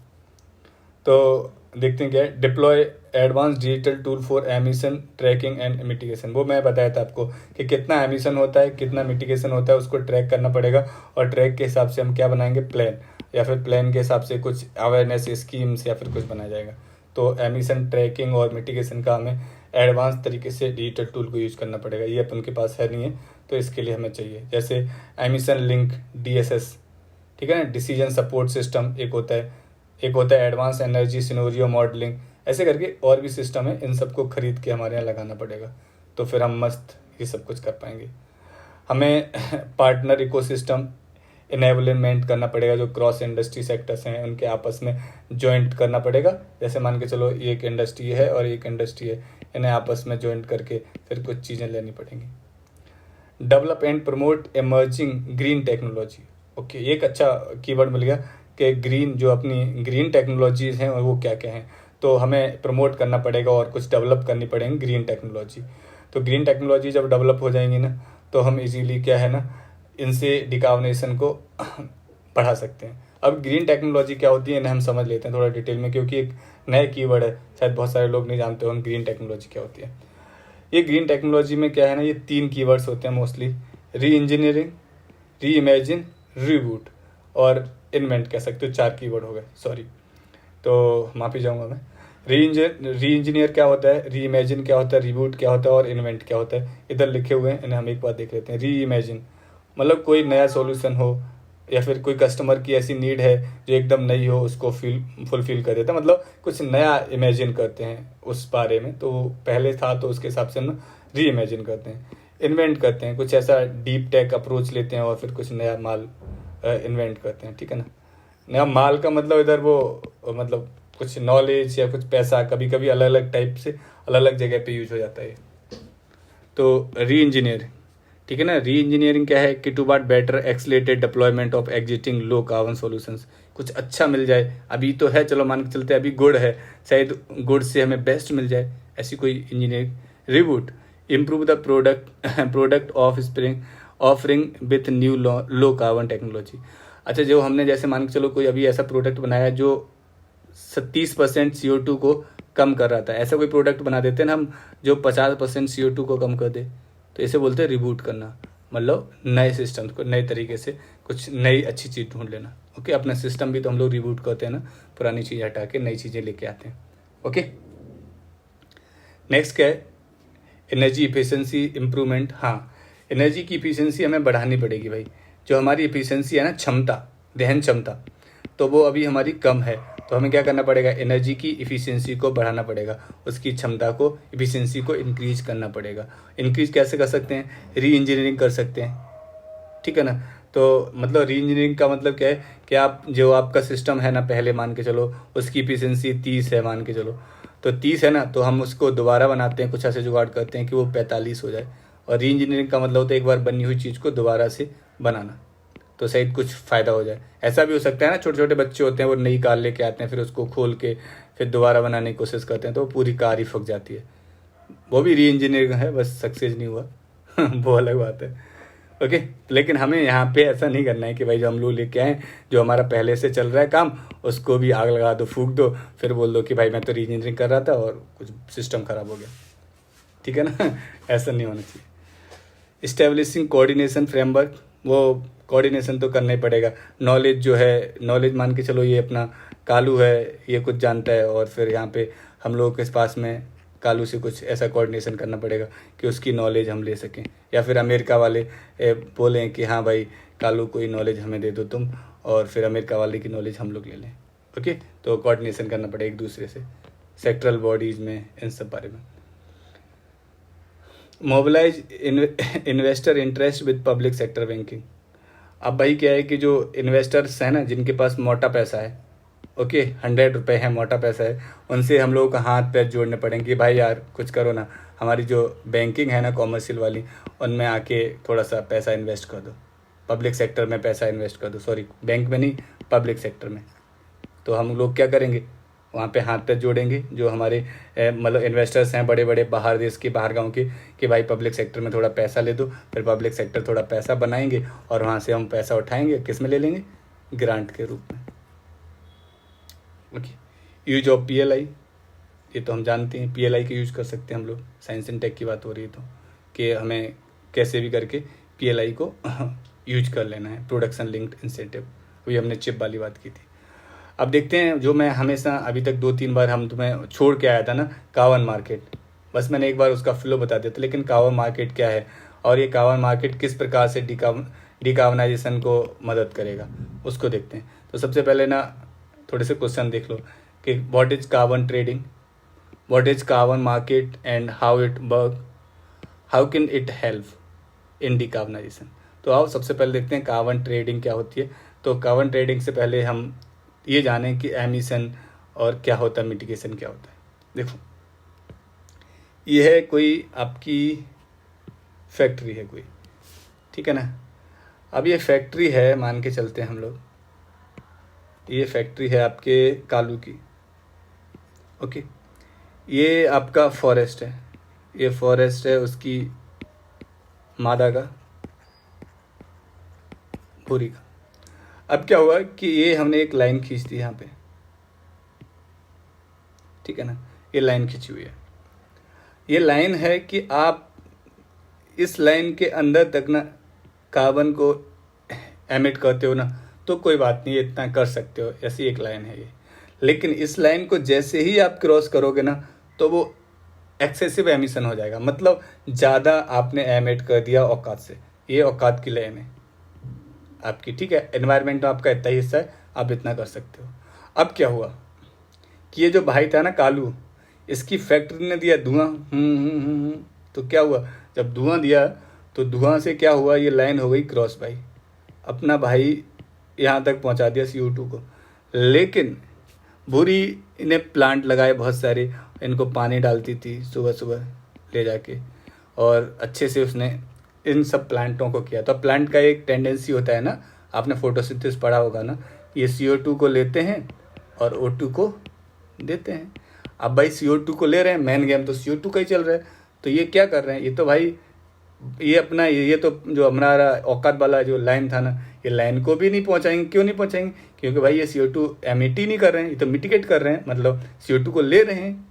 एमिशन मतलब उत्सर्जित करना, मिटिगेट मतलब उसकी खपत, मतलब उसे ख़त्म करना। तो ये तो ले रहे हैं, तो इसका तो था वो यहीं तक पहुंचा, यहाँ तक, और ये वाला जो हिस्सा है, ये वाला, ये तो खाली रह गया। ठीक है, अब ये जो हिस्सा था इसका ऊपर चला गया था, तो अब क्या हो सकता है कि इसने ये ज़्यादा एमिट कर दिया, समझ गए ना आप, इसने ये ज़्यादा एमिट कर दिया और इसने इतना कम एमिट किया, तो ये कम किया तो ये क्रेडिट हो गया इन्वायरमेंट पे। इन्वायरमेंट पे क्रेडिट कैसे हो गया, क्योंकि इसको ये मिला था, मान के चलो हम ऐसे गिनती के हिसाब से जान लेते ना तो शायद ज़्यादा से होगा, इसको मिला था 100 CO2 को एमिट करने के लिए कि आप ये 100 तक कर सकती हो, लेकिन इसने 100 भी नहीं किया, कितना किया 50। तो इसका 100 में से 50 किया, कितना बचा 50। 50 क्या हो गया, क्रेडिट हो गया ना, उधारी रह गया कि इस साल तो हमने 50 ही किया, यदि मैं कभी 150 भी कर दूंगी ना तो ये 50 मेरा उधार रहेगा आप पे। तो उधार को ही हम लोग इंग्लिश में क्या कहते हैं, क्रेडिट। तो यहाँ पे प्लांट्स थे तो भूरी के पौधे थे, तो इसलिए क्या हुए, यहाँ पे उसने क्रेडिट किया और इसने ज़्यादा क्या कर दिया, एमिट। अब इसका जो 50 क्रेडिट हुआ, अब ये चाहे तो नेक्स्ट ईयर अपने लिए यूज कर सकती है या फिर चाहे तो इसको सेल कर सकती है। अब ये सेल करने के लिए ना एक मार्केट चाहिए होगा, ऐसे थोड़ी नहीं है कि इसने तो नापना पड़ेगा ना, म्यूजर करना पड़ेगा कि इसको 50 कम था ज़्यादा था, और उसे सेल करने के लिए एक मार्केट में जाना पड़ेगा। तो वो मार्केट होता है जहाँ पे सेल फरोख्त होती है ना, सेल होती है, वहाँ पे बाई भी करते हैं, परचेज भी करते हैं, उसको हम कहते हैं कार्बन मार्केट। अब इसे कार्बन मार्केट क्यों कहते हैं, मार्केट का डेफिनेशन ही सिंपल है कि जहाँ पे भी कमोडिटी का सेल और फरोख्त होता है, मतलब बेची और खरीदी जाती है, उसको हम क्या कहते हैं, मार्केट। यहाँ पे कमोडिटी क्या है, कार्बन, तो इसलिए कार्बन मार्केट। बात समझ गए ना, यहाँ पे देखो सिंपल भाषा में अच्छे से समझाते हैं। ये लाइन थी, ये रेड है, रेड का मतलब आप समझ रहे हो ज़्यादा एक्सेसिव हो गया। ये आपको दिख रहा होगा कि ब्लू है, ये कम रह गया, तो ये क्या हो गया, क्रेडिट हो गया, ये ज़्यादा हो गया। तो ये क्या कर सकता है, सेल कर सकता है। अब इसे क्या करना पड़ेगा, परचेज करना पड़ेगा। क्यों, क्योंकि भाई ज़्यादा किया ये, तो ये क्या करेगा, परचेज करना पड़ेगा इसे। तो ये जहाँ हो रहा है वो क्या है, कार्बन मार्केट। अब आई होप समझ में आ गया, कार्बन मार्केट का है जहाँ पे सेल फरोख्त होता है CO2 का, कार्बन का। कार्बन कैसे कम ज़्यादा होता है वो शायद हम यहाँ समझ चुके हैं। तो ये तीनों क्वेश्चन हमारे कवर हो गए कि क्या था क्या नहीं है, कैसे काम करता है। आगे आते हैं। अब ये कार्बन जो हम तो मेन हमारा टॉपिक था कि कार्बन मार्केट के थ्रू हम डिकार्बनाइजेशन को कैसे कम कर सकते हैं, वो देखो, वो मैं समझाता हूँ कि ये कैसे कम किया जा सकता है। ये इम्पोर्टेंट बात है। अभी समझो कि इधर हमारा है कालू, इधर हमारी है भूरी। अब ये जो कालू था ना, इसने ना ज़्यादा एमिट कर दिया, इसलिए इसका मुंह उतरा हुआ है। और ये जो भूरी है, इसने थोड़ा सा कम एमिट किया। अब ये कम किया तो इसका हो गया क्रेडिट। अब क्रेडिट में क्या हुआ, इसने इसे बेचा, और इसने बेचा मान के चलो 1 CR में बेच दिया, 1 करोड़ में। अब 1 करोड़ इसने जेब से निकाले हैं फ्री के, क्योंकि ऐसा कोई रूल था नहीं ना पहले कि भाई जब इसने फैक्ट्री बनाई थी तब कि ये कुछ कार्बन का ये होगा, क्रेडिट एमिशन पे कुछ ऐसा लग जाएगा। तो भाई इसको बहुत गुस्सा आ रहा है। तो अब क्या है, अब ये क्या चाह रहा होगा कि नेक्स्ट ईयर ये और ज़्यादा एमिट करे जिससे किसी 2 करोड़ देने पड़े। नहीं भाई, ये चाहेगा कि कुछ भी हो जाए साला, अपन ना जो अपनी लाइन है ना ये वाली, इससे नीचे ही रहेगा। कुछ भी ऐसी टेक्नोलॉजी लगाएगा फैक्ट्री में, कुछ भी करेगा, पेड़ ज़्यादा लगाएगा उसके आसपास, कुछ भी करेगा, लेकिन ये 1 CR नहीं देगा, क्योंकि ये तो फ्री का है। ये बोलेगा भाई मैंने तो बिना खाए पिए ये 1 करोड़ दिया है, हमने न कहीं खाए न कुछ किए, फर्जी में दे दिया। तो इसका हमेशा से चाहत क्या होगा, नई टेक्नोलॉजी इंस्टॉल करवाएगा, प्लांट लगवाएगा, और ये 1 CR बचाने का। अब ये भूरी को तो मज़ा आ गया ना, 1 CR मिल गया, क्योंकि उसने तो कुछ नहीं किया, वो तो पेड़ लगा रही थी पहले भी ये सब धंधा कर रही थी। तो इसमें तो उसे कोई ज़्यादा काम करना नहीं पड़ा, बस उसे पता चल गया था कि ऐसा होता है, तो उसने थोड़ा और अच्छे से ज़्यादा पेड़ लगा दिए, तो इसे 1 CR मिल गया उसके बदले में। तो अब क्या करेगी, ये करेगी कैसे भी करके ना और ज़्यादा प्लांट लगाएगी, और ज़्यादा प्लांट लगाएगी इस ग्रेडीनेस में, इस लालच में कि शायद कोई और ग्राहक होगा जो साला ऐसा करेगा। क्योंकि हर साल कोई न कोई ये गलती कर देगा। चलो मान लो कालू सुधर गया, और एक दूर दराज एक और फैक्ट्री है, मान लो एक ये फैक्ट्री और है क्रिस्टियानो पांडे की। अब क्रिस्टियानो पांडे क्या करेगा, इसको वो तो मस्त चलने देगा, कोई फ़र्क नहीं पड़ता उसको, और एमिट करता रहेगा CO2। फिर बाद में जब इसको भी पता चलेगा कि अरे बाप रे बाप, यहाँ तो ये कार्बन मार्केट में मेरे को ख़रीदना पड़ेगा कार्बन क्रेडिट को, तो फिर इसको भी बंसियात देना पड़ेगा। तो ये वो सोच रही होगी कोई नया ग्राहक फंस जाएगा, कोई नया मुर्गा फंसेगा तो ये और कार्बन क्रेडिट करने में लग जाएगी। तो अब आपको समझ में आ गया होगा ना कि कार्बन क्रेडिट से कैसे डिकार्बनाइजेशन को हेल्प हो सकते हैं। तो अपने आप CO2 कम होने लग जाएगा। सब लोग CO2 को कम करने की रेस में आ गए अभी। आई होप आप समझ गए होंगे। तो डिकार्बनाइजेशन का क्या है, कार्बन क्रेडिट सर्टिफिकेट मिलता है और वो कार्बन क्रेडिट का सर्टिफिकेट को ही हम मार्केट में जाके बेचते हैं। वो सिंपल मैंने समझा दिया। सर्टिफिकेट लेके जाना ही होगा, कुछ न कुछ तो लेके जाना होगा ना। ऐसे हवा में थोड़ी नहीं कह सकती कि नहीं ला मेरे को दे, ये 150 रुपये बनता है नहीं क्योंकि मैंने कार्बन क्रेडिट करता है। तो किधर वो मैंने बोला था ना, कोई तो इनको एकदम परफेक्ट तरीके से मापेगा, कुछ करेगा, उसके बाद ये सब कुछ होगा। अब देखते हैं, इन्होंने बताया हुआ है कि इसको चाहो तो और पढ़ सकते हो, इनका वो मार्च वाली उसमें जाके। तो इतना कुछ ज़्यादा पढ़ने का नहीं है, थोड़ा पढ़ो ज़्यादा रिवीजन करो। हमेशा यही फिलॉसफी लेके रखो, थोड़ा पढ़ो रिवीजन ज़्यादा करो, थोड़ा पढ़ो रिवीजन ज़्यादा करो। तो बायोफ्यूल और ये जो मैंने बताया था कुछ 2-3 चीज़ें थी, उनके थ्रू कैसे होगा। तो biofuel opportunity in decarbonisation, biofuel से डिकार्बनाइजेशन को कैसे फ़ायदा होगा, डिकार्बनाइजेशन कैसे बढ़ेगा, इस बात को हम लोग जानते हैं कि बायोफ्यूल से कैसे डिकार्बनाइजेशन बढ़ेगा। सबसे पहले हम जानते हैं बायोफ्यूल क्या है, तो हम पहले ही बता चुके हैं। बायोफ्यूल क्या है, जो बायोमास होता है उसको लिक्विड फ्यूल में कन्वर्ट करने को हम क्या कहते हैं, बायोमास को लिक्विड फ्यूल में कन्वर्ट करना ही क्या कहलाता है, बायोफ्यूल। बायोफ्यूल का सबसे बड़ा एग्जाम्पल है एथेनॉल एंड बायोडीजल। ये देखो लिखा हुआ है, वो आप पढ़ लेना। तो बायोफ्यूल का जो आपका एग्जाम्पल है वो एथेनॉल और बायोडीजल सबसे बड़े एग्जाम्पल हैं। तो आपको बायोफ्यूल का डेफिनेशन लिखना हो तो आप लिख सकते हो, ठीक है ना। Direct conversion of biomass into liquid fuel, ये डेफिनेशन है। Direct conversion of biofuel into liquid fuel क्या कहलाता है, बायोफ्यूल। अब बायोफ्यूल को क्या है ना, ये आप मेंस और PT दोनों के लिए देख सकते हो कि बायोफ्यूल में क्या क्या है। इसको ना जनरेशन वाइज डिवाइड किया गया है कि जो जनरेशन है उनके हिसाब से बायोफ्यूल का अलग अलग तरीके का यूज होगा। अब देखो क्या है, ये जनरेशन बनी कैसे हैं इनको हम समझते हैं। देखो कि कौन सा बायोफ्यूल है ना वो प्रोड्यूस किससे हो रहा है, जो प्रोडक्शन है ना उसका, उसी के हिसाब से जनरेशन डिसाइड की गई है। मतलब ये है सिंपल कि आप जिस तरीके से मतलब जिस चीज़ से प्रोड्यूस हो रहा है उसके हिसाब से उसकी जनरेशन डिसाइड कर दी। मान के चलो कोई खाने वाला चीज़ है, कोई ईडेबल चीज़ है, उससे प्रोड्यूस हुआ है तो 1G हो गई, नहीं खाने वाला है तो 2G हो गई, एल्गाई है तो 3G हो गई। इस प्रकार से जिस हिसाब से प्रोड्यूस होता है बायोफ्यूल उसी हिसाब से जनरेशन डिसाइड की जाती है कि वो किससे बना है, उसी के हिसाब से जनरेशन डिसाइड हम कर देंगे। ओके, तो अभी हम समझे बायोफ्यूल क्या है, आप समझ गए, conversion of biomass into liquid fuel. अभी एथेनॉल और बायोडीजल 2 एग्जाम्पल हैं। इसकी जनरेशन कैसे डिसाइड करते हैं कि ये किससे प्रोड्यूस हुआ है, उससे हम क्या जानेंगे कि ये कौन सी जनरेशन है। अब हम जनरेशन को ना हम एक एक करके समझेंगे। उससे पहले ये जनरेशन को मैं याद कैसे रखता हूँ ना, ऐसा डेमोनिक बना के, तो उसको हम समझ लेते हैं कि जनरेशन याद कैसे करता हूँ। ये अपनी भूरी है, अभी मैंने बताया था कि ये वो खेत और कहते हैं प्लांट लगा रही थी। तो इसने क्या किया, एक ये कोई प्लांट लगाया, ये प्लांट मान लेते हैं वीट का है।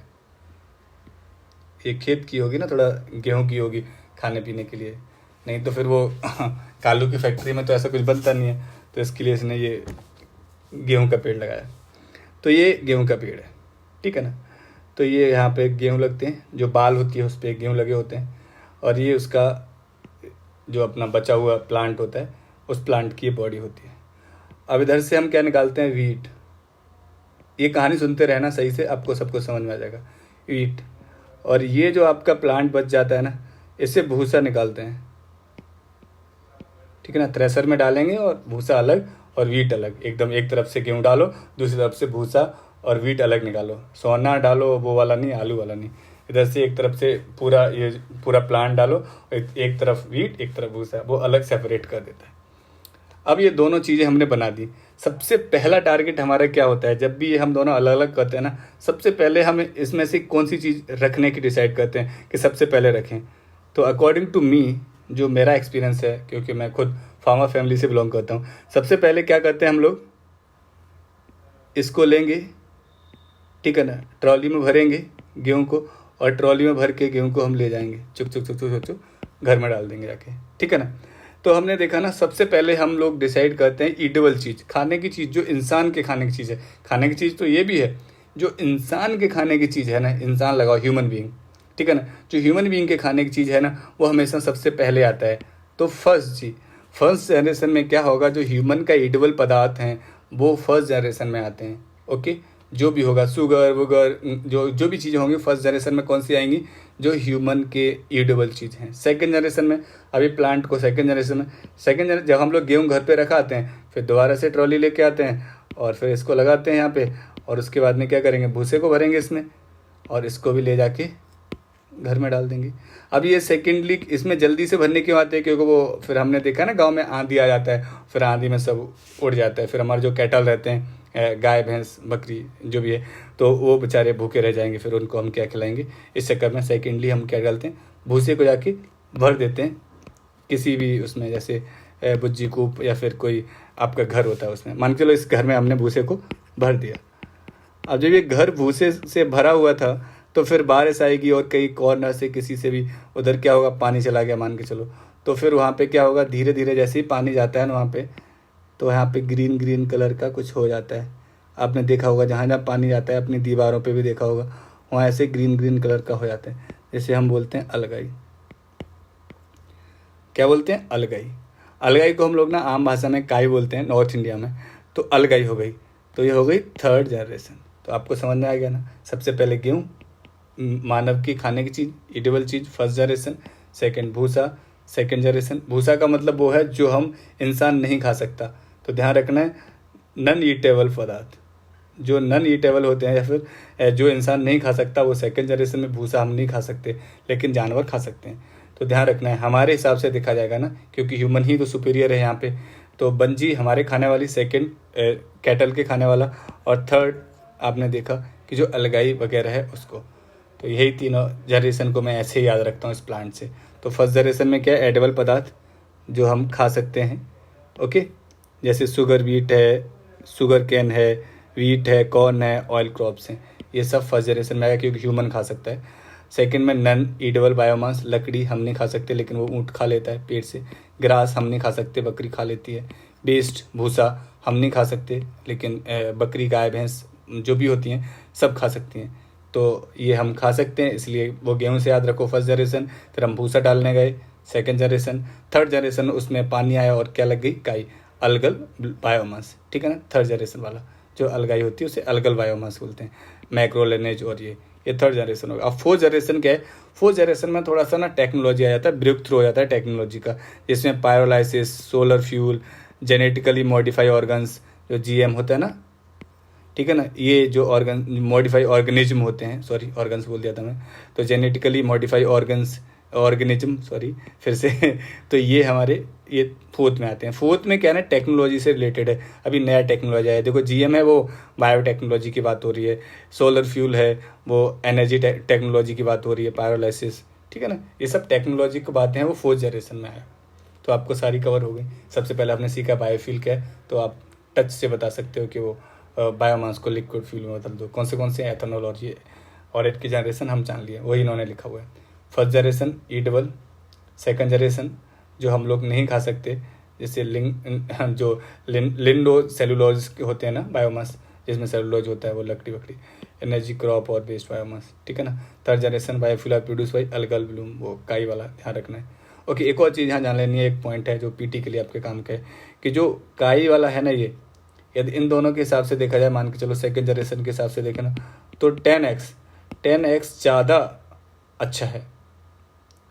ये जो है ईल्ड के हिसाब से 10x ज़्यादा अच्छा है अलगाई वाला। आपको पता होगा ना, बहुत सारे लोग ना अलगाई का क्या कहते हैं, सब्जी बनाते हैं, जो हम लोग खाते हैं ना, तो अलगाई को हम लोग सब्जी के रूप में भी खाते हैं, फंगस को खाते हैं, देखा होगा ना। तो इसलिए इसमें क्या है ना, प्रोटीन ज़्यादा होता है, ईल्ड अच्छा होता है। तो यही इन्होंने लिखा हुआ है, with a high yield approximately 10 times higher than the 2G, मतलब सेकंड जनरेशन वाले, क्योंकि उनसे ही तो ये बना है थर्ड। फोर्थ जनरेशन बायोफ्यूल वो हमने बताए थे ना, जो अमलगैमसन और जेनेमिकली मतलब आपके जेनेटिकली मॉडिफाइड थे ना, उनके हिसाब से। आओ इनको थोड़ा सा आगे देख ले, तो अब तक यहाँ तक हम समझ लिए बायोफ्यूल क्या है, उनकी जनरेशन भी हमने जान ली। वाई फ्यूल है उनका थोड़ा सा, उनके ऊपर कुछ हमने मतलब कस्में खाई हैं, उनको देखते हैं कि कब से कब तक क्या करना है और उनको चैलेंजेस क्या हैं। तो बायोफ्यूल इंडियन मार्केट में क्या चल रहा है, और कुछ चैलेंजेस हैं उनके बारे में जानेंगे। बाकी आपको स्पेशली कोई भी कभी बायोफ्यूल नहीं पूछा जाएगा, ऐसा कभी नहीं होता है कि कोई पर्टिकुलर कहे कि हाँ बायो एथेनॉल के बारे में बताओ मेरे को, ऐसी कोई critically examine the process of ethanol, ऐसे कभी नहीं पूछेगा। वो बड़ा एक हॉलिस्टिक वे में कोई एक अच्छा सा थीम ढूंढेगा एनर्जी पे और उसमें पूछ लेगा कि इसे बता दो कहीं से एक छोटा सा हिस्सा बना के, तो आपको उतना ही लिखना है, इसलिए ज़्यादा आपको इकट्ठा नहीं करना। तो बायो एथेनॉल क्या है, वही एथेनॉल को ही बायो एथेनॉल कहते हैं। अब ये बनता कैसे है तो आप बता सकते हो कि कैसे बनता है। अच्छा, एक और क्वेश्चन पूछ सकता है पीटी में, ऐसे पूछ ले कि बायो एथेनॉल है ना वो किस प्रकार की, किस जनरेशन के उनसे बनता है, सोर्सेज से। तो फर्स्ट जी से क्यों बनता है वो आप ध्यान रखो कि बीट शुगर केन यूज होता है बायो एथेनॉल में बनने में। तो ये कौन से वाले से बनता है, ये देखो अच्छा क्वेश्चन है, फर्स्ट जी से, एकदम बराबर याद रखने का। मार्केट में क्या है कि 10% एथेनॉल ब्लेंडिंग करनी थी 2022 तक, और वो हमने एकदम मस्त कर दी। 10% ही ब्लेंडिंग करनी थी जो हमारा फ्यूल है उसमें 2022 तक, वो कर दी। तो फिर हमने ना उसको बढ़ा दिया, तो बढ़ा के क्या कर दिया 20% कर दिया 2025 तक। अब हमें 20% करनी है कब तक, 2025 तक। तो इसे लिख लेना, वो अपने जो डाटा वाली हम लोग वो बना रहे हैं नोट्स उसमें। तो बायो एथेनॉल, और बायो एथेनॉल को हमने 10% वाला अचीव कर लिया है। और अचीव वाली बात आई तो 10% लिख लो, और टारगेट वाली बात आई तो कहीं पे भी तो कंक्लूजन में आप लिख सकते हो 10 it will achieve the vision of 20% target of blending, कब तक, बाई 2025 तक। अब इसमें चैलेंजेस क्या हैं, तो देखो चैलेंजेस ना मोस्टली टाइम पे ध्यान रखना, ऐसे कुछ इंफ्रास्ट्रक्चर रिलेटेड टेंट होते हैं कि भाई ऐसा कुछ इंफ्रास्ट्रक्चर अच्छा खड़ा नहीं है तो क्या करें, ये भी एक दिक्कत रहती है। ये सब टेक्नोलॉजी के लिए एक अच्छा इंफ्रा चाहिए होता है। फिर सेकंड, वो अपन के पास माल नहीं है, पैसा मांगता है अपन, और रोकड़ा हो तो फिर हम अच्छे से इनके लिए सप्लाई और चेन को अच्छे से फुलफिल कर पाएंगे और भी कोई चीज़ें बना पाएंगे। तो ये तो आप कॉमन है, कहीं पे भी यूज कर सकते हो, इसलिए चैलेंज वाला जो आप एक बना रहे हो उसमें इन्हें लिख सकते हो। मतलब इंफ्रा मनी ये कॉमन है, कई सारी जगह यूज कर सकते हो। देखो मैं क्या करता हूँ ना मैं हमेशा ना 4 पेज बना के रखा हूँ, एक में ऐसे चैलेंजेस, तो ऐसे कॉमन चैलेंजेस ऐसे हमें 8 से 10 बना लेने हैं जो हमेशा याद रहें, बार बार हम उन्हें पढ़ेंगे ना, तो जब भी कहीं पे भी कोई भी क्वेश्चन लिखें उसमें चैलेंजेस की बात आए तो उनको सेट करके देखना है। वो 10 में से ना 4 हमेशा सेट हो जाएंगे, हमें 4 ही लिखने होते हैं। ऐसा चैलेंजेस का एक पेज बना के रखो, आपके पास नहीं हो तो आप मेरे को कमेंट में बता देना, मैं डाल दूंगा ग्रुप में। ऐसा चैलेंजेस का 10 चैलेंजेस का एक पूरा पेज होना चाहिए, और उसमें से 4-5 हमेशा सेट हो जाते हैं हर एक में, ऐसे कॉमन बनाना चाहिए। ऐसे ही मैंने बोला था आपको वे फॉरवर्ड और सॉल्यूशन का भी मैंने आपको एक टेम्पलेट बताया भी था। ऐसे ही 8 से 10 कॉमन बना लेने चाहिए, जो कि हर एक टॉपिक में फिक्स करो ना तो 4 से 5 फिक्स हो जाते हैं। अब देखो हमारा कितना काम ईजी हो गया, हम हर एक के जाके ना अलग अलग याद करने बैठेंगे ना तो भाई हम पागल हो जाएंगे, नो डाउट। मतलब एकदम फुद्दू काम है, स्मार्ट स्टडी से ही बोलते हैं। तो अब इन सब सॉल्यूशन और वे फॉरवर्ड को 10 को एकदम याद रखेंगे एक पेज में, मस्त करना क्या है, इसमें से 4-5 फिट कर देना, हर एक को अरेंज करके देख लो ये क्या हो रहा है। ऐसे ही मैंने वो आपको बताया था अभी इंट्रो और क्या कहते हैं कंक्लूजन के लिए कीवर्ड्स, और यही 4 से 5 का कीवर्ड का पूरा आपका नोट्स बनेगा, उसको बार बार देखना है, क्योंकि आप मेंस के पेपर के बीच में ज़्यादा इंटरवल नहीं होता है कि सुबह 1 का दोगे GS1 का, शाम को GS2 का दोगे, तो बीच में जो 2-3 घंटे का डिफरेंस रहेगा ना उसमें आप यही चीज़ें रिवाइज कर सकते हो। आप पूरा सिलेबस याद नहीं कर सकते, पूरा सिलेबस रिवाइज नहीं कर सकते, इतना मोटा डॉक्यूमेंट बन जाता है। तो हमेशा ध्यान रखना ऐसी ही स्टडी बना के रखनी है जिससे कि ये सब चीज़ें अच्छे से कवर की जा सकें। ओके, तो ऐसे ही करके आप प्लान करो और आपका मेंस का सब कुछ बहुत ईजी हो जाएगा। तो आप यहाँ पे देख लो क्या है, लो यील्ड हो रही है शुगर कैन में, ओके, और मेज में, तो हमें लैंड यूज चेंज करने पड़ेंगे, ज़्यादा हमें लैंड चाहिए होगी इनकी यील्ड बढ़ाने के लिए, तो क्योंकि हम इसमें यूज़ करते हैं ना एज ए सोर्स, तो एक तो हमें यही मिल गया, ठीक है ना। बंजी है, तो बंजी में क्या है ना आदमी के खाने वाली चीज़ें हैं, तो हम क्या कर सकते हैं, इसको 2G में कन्वर्ट नहीं कर पा रहे हैं इसकी वजह से, तो ये भी एक चैलेंज है। प्रमोटिंग बंजी बायोफ्यूल में lead to technology lackings in the delay switching to, तो मतलब बंजी से 2G में हम चेंज नहीं हो पा रहे हैं, ऐसी चीज़ें हैं, टेक्नोलॉजी का लैक्स है, कमी पड़ रही है, तो वो भी एक बड़ा है टेक्नोलॉजी को लेके, ठीक है। इंफ्रा को लेके तो एक टेक्नोलॉजी को लेके और मिल गया कि टेक्नोलॉजी नहीं है हमें बंजी से 2G में कन्वर्ट करने के लिए, और इसमें हम देख सकते हैं इंफ्रा नहीं है, अपने आप इजीली लिख सकते हैं, चाहो तो आप लिख लो। सेकेंड है बायोडीजल। अब बायोडीजल क्या, कन्वर्टिंग वेजिटेबल ऑयल्स इनटू, वो तो आपको डेफिनेशन सबका ही पता है कि क्या बायोमास, जो वेजिटेबल ऑयल है वो भी एक टाइप का बायोमास है, उसको हमें आगे बढ़ा के देखना है। अभी नेशनल बायोफ्यूल पॉलिसी 2018 जो आई थी ना, अभी उसमें एक टारगेट रखा गया था कि 5% बायोडीजल ब्लेंडिंग करनी है हमें 2030 तक, तो आप इसको भी लिख लो कहीं पे भी इससे रिलेटेड आए तो आप कहीं पे भी चिप देना कंक्लूजन में या फिर इंट्रो में कि 5% का टारगेट है हमें 2030 तक। देखा, एक और चीज़ ध्यान रखो, अभी हम सब पढ़ रहे हैं ना, मोस्टली टारगेट ना 2030 तक के हैं। अभी 2030 तक के क्यों? क्योंकि 2030 में SDG कंप्लीट हो रहे हैं। बात को कनेक्ट करना सीखो।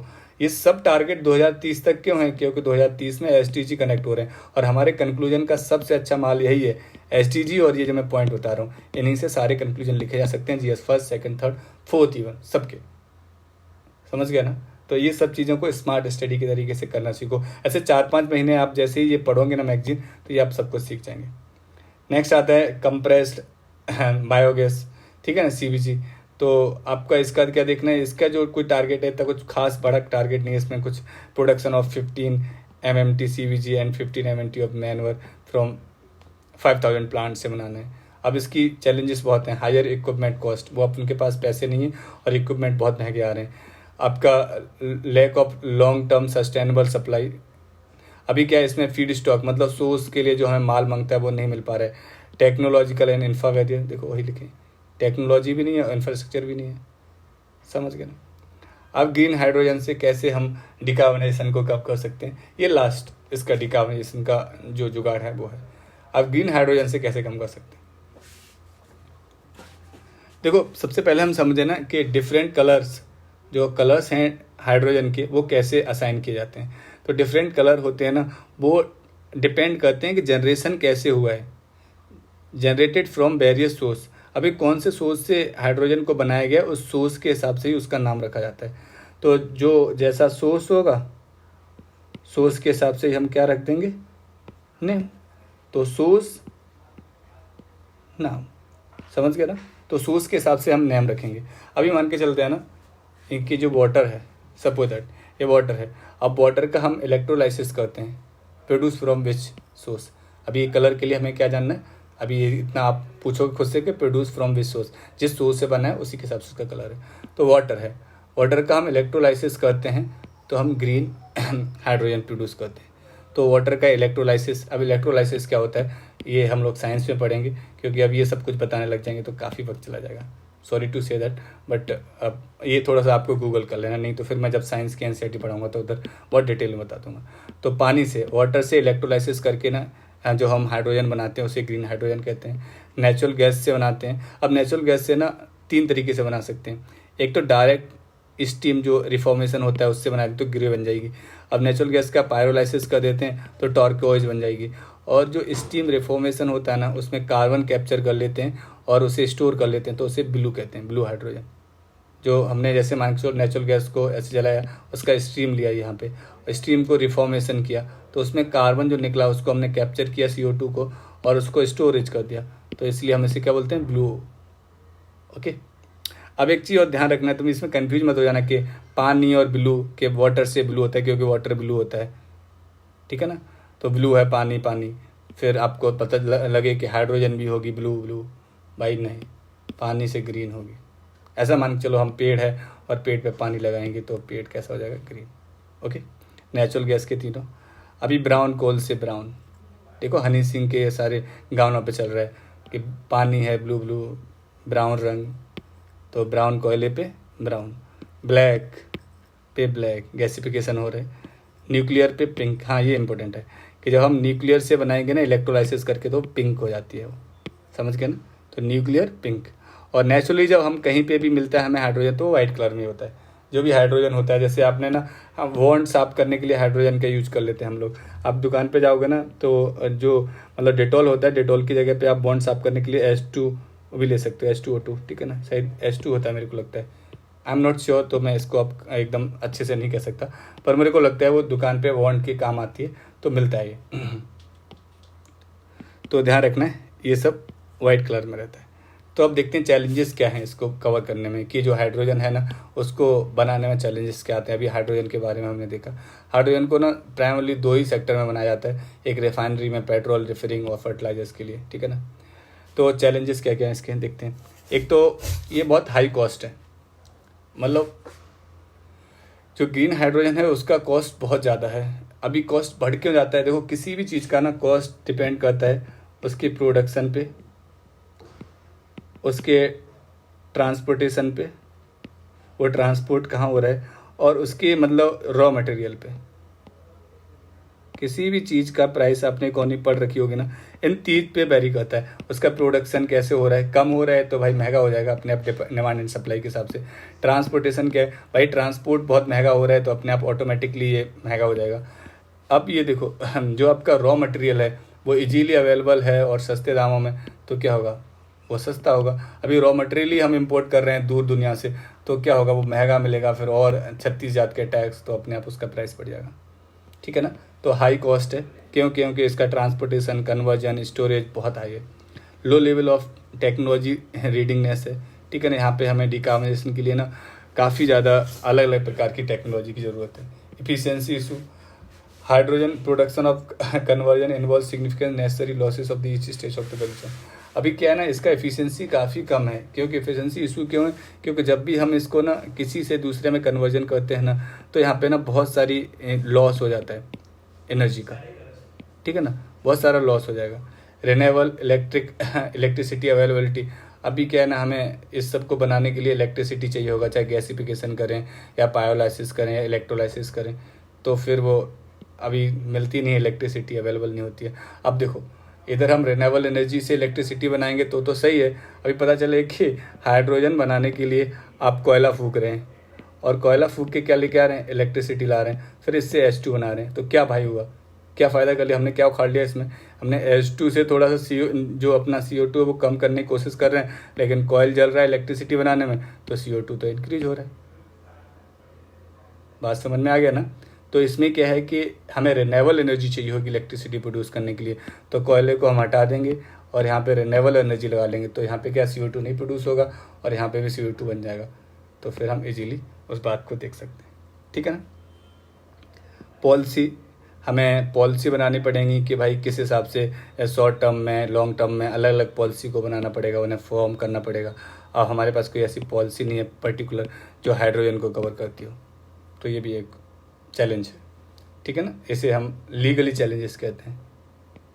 ऐसे वो लगाते हैं ना कुछ लोग पेस्टल वाला, तो इसमें जो लास्ट होता है वो लीगल वाला, political, economical, societal, technological, environmental, और ये लीगली।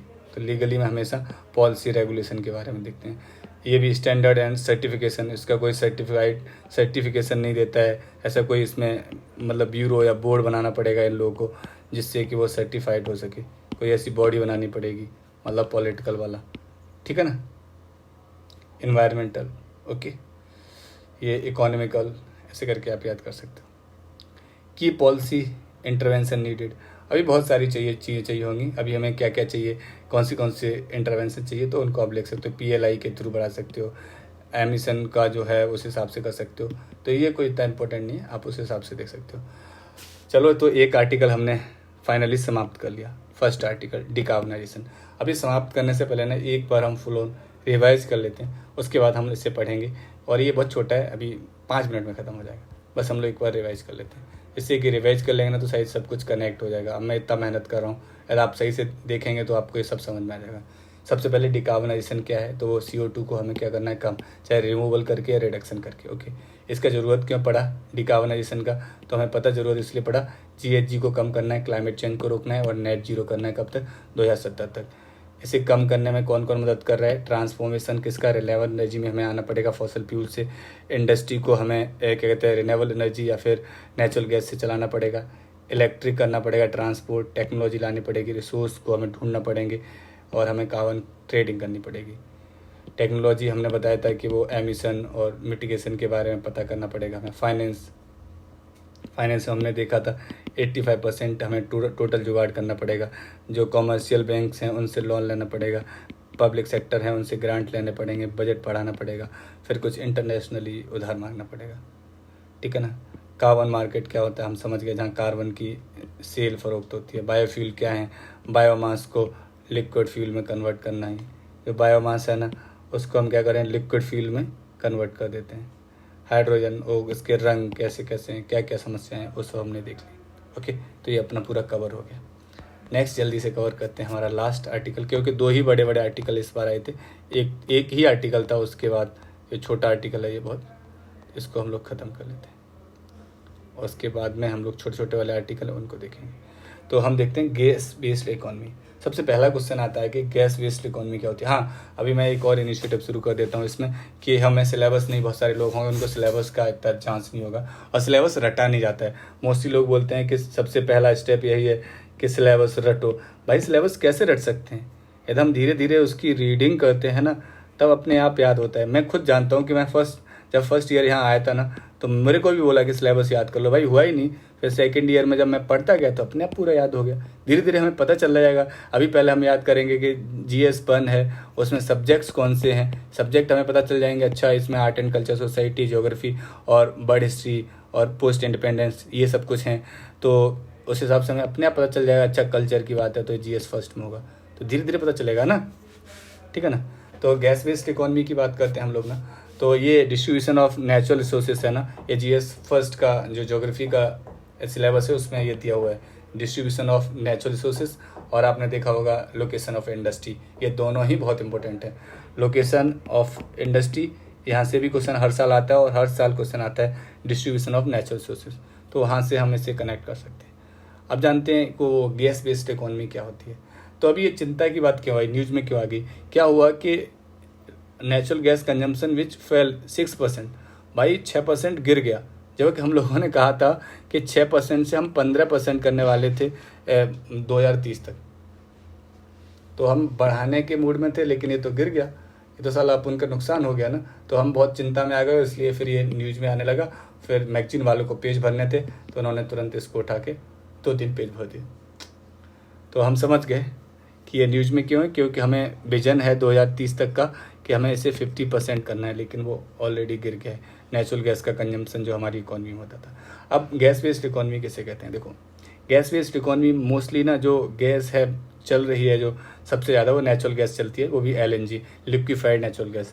तो जो एलएनजी है ना, एलएनजी जो भी रोल इंडियन इकोनॉमी में निभा रही है, तो उस पूरे सिस्टम को हम कहते हैं क्या कि गैस बेस्ड इकोनॉमी। क्यों? क्योंकि जो इकोनॉमी गैस पे चलती है उसकी उस पोर्शन की बात हो रही है। तो वो क्या हो गया, गैस, और चलती किस पे? गैस पे, तो इसलिए गैस बेस्ड इकोनॉमी। तो हमें वो बात, हमको ये समझना था थोड़ा सा, जो इन्होंने कीवर्ड दे रखा था डेफिनेशन में।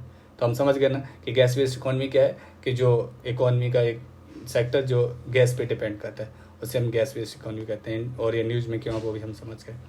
थोड़ा सा हम नेचुरल गैस के बारे में जान लेते हैं, ये क्या है थोड़ा सा पीटी के हिसाब से, ठीक है ना। वैसे ये मेंस के माफिक तो नहीं है।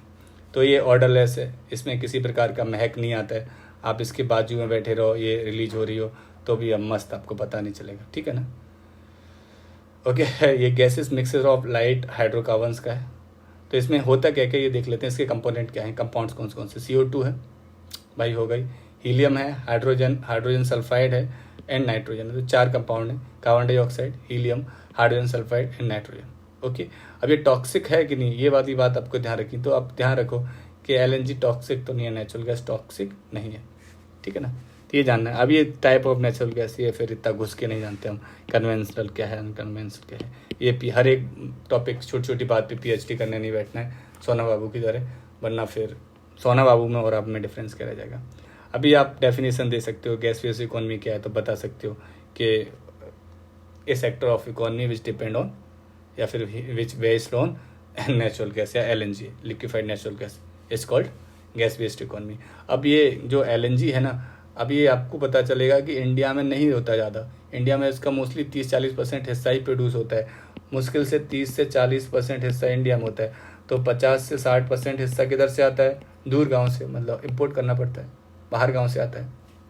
तो आप देखते हैं, देखो जब भी कोई ज्योग्राफी का क्वेश्चन होता है ना, तो उसमें ना मैप बना देना चाहिए हमेशा। तो इसमें ऐसे कोई भी मतलब मिनरल से रिलेटेड, ये जो मैंने थीम दिया ना, इस टॉपिक का मैंने क्या कर रखा है, इस टॉपिक पे जितने भी इंपॉर्टेंट कुछ नेचुरल रिसोर्सेस हैं ना, उनका मैंने पहले से ही मैप बना रखा है अपने नोट्स में। तो आप क्या करो, इसका पूरा एकदम पहले से ही नोट्स बना के रख लो इंडिया का, और इंडिया का नोट्स बना के ना उधर क्या करोगे, उधर शो कर दो कि इस वाले हिस्से में, इस वाले हिस्से में, इस वाले हिस्से में ये वाला माल मिलता है, और इसको डिब्बे में एक में बंद कर दो और नीचे लिख दो कि ये है। ऐसे ही आप बर्ड के हिसाब से भी कर सकते हो, आप बर्ड का मैप बना लो पूरा, और उसमें कहाँ कहाँ पे वो चीज़ मिलती है उसको लिख के और पूरे बर्ड मैप को डिब्बे में बंद कर दो। यहाँ लिख लो, अभी से ये करके रख लो कि जैसे ही ये क्वेश्चन पूछा जाए तो अपने आप पहले से ही रेडी हो। ये सब चीज़ें हैं। जैसे मान के चलो ये इम्पोर्ट का यदि कोई इशू आता है तो इम्पोर्ट के लिए इन्होंने ये पाई चार्ट बनाया। ये काफ़ी टफ लगता है पाई चार्ट बनाना, ठीक है ना। लेकिन आप क्या करो, पाई चार्ट मत बनाओ, पूरे बर्ड का मैप बनाओ। यहाँ पे जो बना के रखा है आपने उसमें से ना क्या करो, इधर इधर इधर इधर से तीर मार दो और इंडिया पे, और वहाँ तीरों पे लिख दो कि यहाँ से 40% हम इम्पोर्ट करते हैं, यहाँ से 30% करते हैं, यहाँ से 20% करते हैं। अपने आप एक नंबर ज़्यादा इंक्रीज कर सकते हो, एज बना सकते हो लोगों में। तो सबसे ज़्यादा कतर से हम लोग प्रोड्यूस करते हैं, सॉरी इम्पोर्ट करते हैं LNG। सबसे ज़्यादा कहाँ से? कतर से। फिर कतर के बाद में हम लोग USA से 60%, फिर UAE से, यूनाइटेड अरब अमीरात से 13%। तो ये आपको बनाना। तो मैंने जो बताया अभी आपको, ये काम आप घर पे करते रहें, मैप बना के पहले से रख लें। तो अबाउट गैस बेस्ड इकॉनमी हमने बता दिया, वो नेचुरल गैस पे डिपेंड करता है वो इकॉनमी, उसी को हम गैस बेस्ड इकॉनमी कहते हैं। इसका विजन क्या है, तो ये आप कीवर्ड लिख लेना उसमें, जो आपने नोट्स बना रहे हो उसमें, कि 6% से 15% करना था कब तक, 2030 तक। आपका इसके सिग्निफिकेंस क्या है भाई, क्या मस्त मतलब एडवांटेज हैं इसके, प्रोज क्या हैं। तो आप प्रो इजी बता सकते हो। क्लीनर एनर्जी सोर्स, ये काफ़ी क्लीन एनर्जी सोर्स है। अराउंड 40% कोयले से कम ये मतलब पॉल्यूशन करता है, और 20% ऑयल से कम करता है। यहाँ पे आपके दिमाग में एक घंटी बजनी चाहिए, टन कि 40% कम करता है, मतलब बिल्कुल कम नहीं करता है। तो इसका चैलेंज बन के यहीं पे दिमाग में आ गया कि साला ये एकदम प्योर नहीं है। चैलेंज इसका हमारे हाथ लग चुका है कि हम लिखेंगे कि ये पॉल्यूशन फिर भी करता है। तो हम पहली बात सुनते ही ध्यान रखना है कि 40% कम करता है कोयल से और 20% ऑयल से। तो आपको ये समझ में आ गया कि कुछ मेन जो पॉल्यूटेंट हैं उनको कम करता है, लेकिन करता तो है। एनर्जी इफिशिएंसी, इसकी एनर्जी इतनी इफ़िशियंट नहीं है। अब इफिशियंट है, अभी देखो ना, आदमी को माप के रखो ना कि उसका बेस क्या है, उसके हिसाब से मापोगे तब तो पता चलेगा ना। अभी बोलो तुम कि इन दोनों में क्या अंतर है, तो हम पहले बताएंगे ना कि भाई इनकी हाइट दोनों की मापनी है। तो आप बोलोगे तो दोनों बराबर हैं। अभी एक ये आदमी है, एक ये आदमी और एक ये आदमी है। अब तीनों की मान के चलो हाइट का देखा जाए, यदि इनका देखोगे ना तो कम रहेगा रेशियो, कि भाई इसके इससे कंपेरिजन करोगे छोटा ही कम है, अब इसको इससे कर दोगे तो बहुत ज़्यादा कम हो जाएगा ना। तो ऐसे ये कंपेरिजन एफिशिएंसी का दिखा दिए कि काफ़ी अच्छी एफिशिएंसी है कंपेयर देन कोल फायर। अब कोयल से तो इसकी एफिशिएंसी काफ़ी अच्छी होगी LNG की, लेकिन और जो आए न्यूक्लियर है, अभी और भी नई हैं जो एनर्जी, उनके हिसाब से देखो ना, तो कोयल के हिसाब से आप इसका कहते हैं सिग्निफिकेंस लिख सकते हो, क्योंकि यहाँ सिग्निफिकेंस लिखने बैठे हैं हम लोग, लेकिन चैलेंज भी याद कर रहे हैं। तो कोयल से इसकी एफिशिएंसी काफ़ी अच्छी है, मतलब मस्त आग फूकता है। रैपिड एंड एफिशिएंट ट्रांसपोर्ट, ये इसका बहुत ही अच्छा तरीका है। ये मतलब इतना अच्छा एडवांटेज है कि मैं भी इस पर फिदा हूँ कि मान के चलो इसको क्या करता है 1.5 डिग्री सेल्सियस पे माइनस में 161 पे से हम क्या करते हैं लिक्विफाइड कर लेते हैं, और फिर ये रह जाता है अपना जो इसका साइज है ओरिजिनल उसका 1/600th टाइम। मतलब सोच रहे एक का जो हिस्सा है उसका 600वां हिस्सा रह जाता है। फिर इसे पाइपलाइन में डालो और मस्त सप्लाई कर दो इधर से इधर, समझ गए ना। तो ये इसका मस्त चीज़ है। तो ट्रांसपोर्ट बहुत एफिशिएंटली हो जाता है, क्योंकि लिक्विड है तो एकदम इधर से उधर इजीली चला जाता है। वर्सेटाइल है। वर्सेटाइल क्यों है, क्योंकि इधर इसे कहीं पे भी यूज कर सकते हो, मैनी जगह यूज कर सकते हो, पावर इलेक्ट्रिक ग्रिड में, हीटिंग में, और वो घर पे भी कुछ होम कुकिंग एप्लीकेशंस में भी, ठीक है ना। बैकअप बन सकता है रिन्यूएबल के लिए, तो ये ध्यान रखते हो। तो रिलायबल भी है काफ़ी, 24/7 आप इसे यूज कर सकते हो, क्योंकि इसका मतलब का इसलिए रिलायबिलिटी ज़्यादा है क्योंकि ये स्टोर करा जा सकता है इजीली। अब इसके चैलेंजेस क्या हैं, तो चैलेंजेस पहला ही हमें समझ में आ गया था जो हमने पहले पढ़ लिए थे कि ये पॉल्यूशन करता है, ठीक है ना। ये पॉल्यूशन बिल्कुल सब ख़त्म नहीं कर देता, ये CO2 को थोड़ा सा रिड्यूस करता है, लेकिन करता है। तो पहले देखते हैं वेरिएशन इन एस्टिमेशन। अभी ना इसके टारगेट जो है ना, टारगेट 36 जात के बना दिए हैं, कभी ये कभी ये कभी ये, मतलब 36 जात के टारगेट हैं। कोई एक फिक्स टारगेट नहीं है औरों की तरह जिस पे फोकस करा जाए। जब टारगेट एक होता है ना तो हम अच्छे से उस पर निशाना लगा सकते हैं। ये अपनी स्टडी से समझ सकते हो ना। जब तुम एक साल में 36 जात के पेपर देते हो, आप CAPF, AC और कहते हैं EPFO, फिर और भी CDS, FCAT, फिर आप CAC के भी ISV बनना चाहते हैं, तो फिर काफ़ी कठिनाई हो जाती है। ऐसा नहीं लोग बनते नहीं हैं, लेकिन मेरे जैसे और कुछ मेरे जैसे आम लोगों के लिए तो ये सब एग्ज़ाम का एक साथ पढ़ना काफ़ी टफ है, क्योंकि हर एक का अलग सिलेबस है। इवन सीएससी का तो पूरा एक मतलब साइकिल चलता है। साइकिल का मतलब ये है कि कब पीटी का प्रिपरेशन करना है, कब मेंस का करना है। अब पीटी के टाइम पे किसी का मेंस लिखना है दूसरे एग्जाम का, तो आपको बहुत टफ हो जाएगा। अभी मेंस के टाइम पे किसी की पीटी की तैयारी कर दी तुमने, तो फिर आपको मेंस के टाइम पे प्रॉब्लम हो जाएगा। समझ गए ना। तो एस्टिमेशन इसके काफ़ी सारे हैं। अभी देखो, पहले इन्होंने कहा था कि 20% ये कम करेंगे, 2025 तक लेके आएंगे। 11% फिर कहा इन्होंने कि हाँ सॉरी, इन्होंने कहा था goal shifted to 20% by 25 to 11% by 2030। तो 20 से फिर इन्होंने कहा 11% कर दिया 2032 तक। फिर इन्होंने दोबारा बदल दिया, कहा कि अरे वो SDG तो 2030 में ही ख़त्म हो रहा है। फिर मैंने तो 32 बोल दिया, तोबा तोबा गलती हो गई, वो तो जीप पलट गई, ठीक है ना। फिर उन्होंने दोबारा चेंज कर दिया कि 15% लेके आना है 2030 तक, ठीक है ना। ऐसा कोई एकदम फिक्स टारगेट इनका नहीं है। कंसर्न अबाउट एनर्जी सिक्योरिटी, अभी देखो मैंने एक चीज़ दिखाई दी तो मैंने बोला था कि इम्पोर्ट बहुत करना पड़ता है, तो ये भी एक चैलेंज है ना भाई। अभी दूर गांव से हम लोग क्या करते हैं, इसको इम्पोर्ट करते हैं दूर गांव से। अभी हमने देखा था कि 42%, USA से 60%, UAE से 13%। तो ये जो हम लोग इम्पोर्ट करते हैं, तो इम्पोर्ट करने वाली कोई भी चीज़ हमारे लिए रिलायबल नहीं होती है ना भाई। अभी कोई वॉर छिड़ गया या कोई और ऐसी सिचुएशन आ गई, तो उन्होंने कहा कि नहीं रे, अब वो नहीं देगा तुमको, फिर क्या हम यहाँ शंख फूकेंगे, घंटा बजाएंगे कि भाई इम्पोर्ट ही नहीं होगी LNG। फिर हमने अभी कोई सेक्टर में गैस वेस्ट कर दिया, वहाँ पे फिर वो आएगी नहीं LNG, या आएगी तो फिर उसकी सप्लाई कम होगी, तो उसके हाई प्राइस हो जाएंगे, फिर प्रोडक्शन में हमें दिक्कत आ जाएगी, फिर एक नई समस्या आ जाएगी। तो ये एक बड़ा कंसर्न है, क्योंकि हम 50% के अराउंड इम्पोर्ट करते हैं, 50-60%। तो ये एक बड़ा है। एक और समस्या है लैक ऑफ कॉम्पिटिटिव पैरिटी। अब ये क्या है, देखो इसे समझते हैं कि अभी जो है आपका कॉयल है, मान के चलो कॉयल, ये GST के अंदर आता है, और ऐसे 5% कॉयल पे GST लगता है। अब इन्होंने क्या किया कि जो अपना LNG है उसको GST से बाहर रखा है, LNG को GST से बाहर रखा है। जब बाहर रखा है तो इस पर मे बी प्राइस क्या होंगे, ज़्यादा होंगे। ज़्यादा टैक्स लगेगा तो इसका प्राइस क्या हो जाएगा, महंगा हो जाएगा। जब ज़्यादा टैक्स लगेगा तो इसकी कॉस्ट बढ़ जाएगी, और इसकी कॉस्ट बढ़ जाएगी तो ये एक्सपेंसिव हो जाएगा। जब एक्सपेंसिव हो जाएगा तो इससे यूज कौन करना चाहेगा भाई, आदमी तो कॉयल को यूज़ करेगा ना। अब उसको, जो आदमी वहाँ पे ग्राउंड पे काम कर रहा है ना, उसको घंटा फ़र्क नहीं पड़ता एनवायरनमेंट से, समझ गए ना। तो वो अपने फ़ायदे से देखना चाहता है कि हाँ सब मरेंगे तो हम भी मर जाएंगे, बात खत्म। तो ये इंटेलेक्चुअल चीज़ें सोचने लायक है ना। तो फिर क्या होगा, आदमी कॉयल को यूज करेगा, कॉयल फूकेगा, और उसके बाद LNG यूज ही नहीं करेगा। तो ये कॉम्पिटिटिव पैरिटी रखनी चाहिए। अभी हम लोग एक कमिटी है कीरत पारेख की, कीरत पारेख कमेटी ने ये रिकमेंडेशन दी थी कि इसे ना आप GST के अंडर लेके आओ, जिससे कि इसका टैक्स कम हो जाए, तो फिर इसकी कॉस्ट कम हो जाएगी। जब कॉस्ट कम हो जाएगी तो अपने आप लोग यूज करेंगे, क्योंकि एक्सपेंसिव कम होगा तो कोयले के बराबर कम्पिटेटिव हो जाएगा, तो कोयले का ही अल्टरनेट बन सकता है। ऐसे तो भाई कोयले ही आदमी यूज करेगा, उसको घंटा फर्क नहीं पड़ेगा क्लाइमेट चेंज, ग्लोबल वार्मिंग और ये सब फालतू की चीज़ों से, समझ गए ना।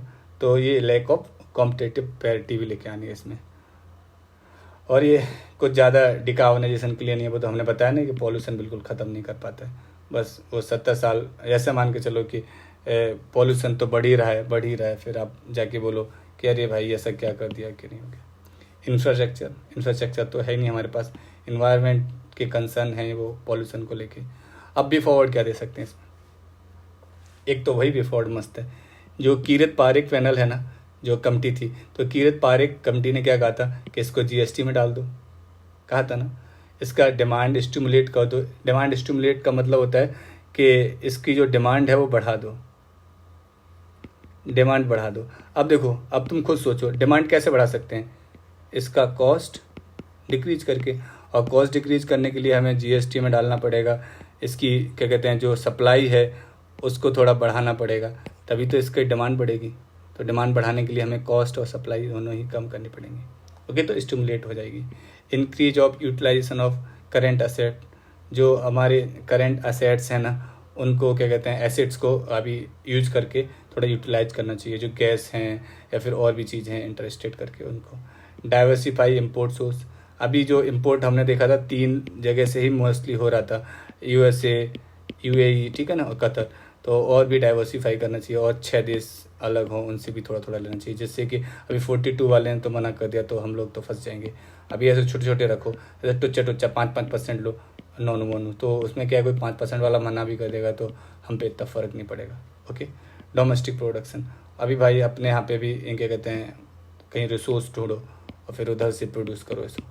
फिर क्या होगा, जब अपना डोमेस्टिक प्रोडक्शन अच्छा होगा तो इसकी प्राइस ऑटोमेटिकली कम हो जाएगी, और प्राइस कम हो जाएगी तो फिर इसका डिमांड स्टिमुलाइजेशन जो करना था वो अपने आप ही हो जाएगा। ठीक, यही है। रिसर्च करो, research and development, one nation one. तो हम लोगों ने जो टेम्पलेट WF मतलब ये फॉर्ड की बनाई है ना, R&D, कोलाबोरेशन, ठीक है, डोमेस्टिक प्रोडक्शन, और क्या करना है, यही सब, इन्वायरमेंट रिलेटेड ये भी है अपने उसमें।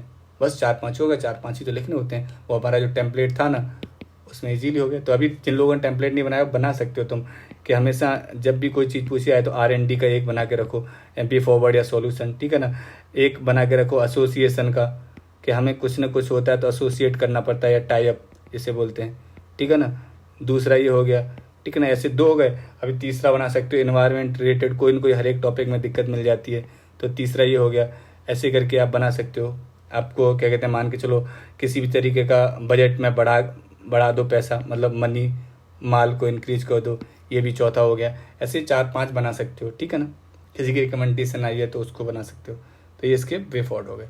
तो ये अपना पूरा कवर हो गया, ठीक है ना। तो ये सेकंड आर्टिकल भी कवर हो गया। तो इसमें हमने देखा था इकोनॉमी जो है ना, वो कौन सी, गैस वेस्ट इकोनॉमी है। गैस वेस्ट इकोनॉमी क्या होती है वो हमने देखा, नेचुरल गैस के ऊपर 6 से 15% करना है।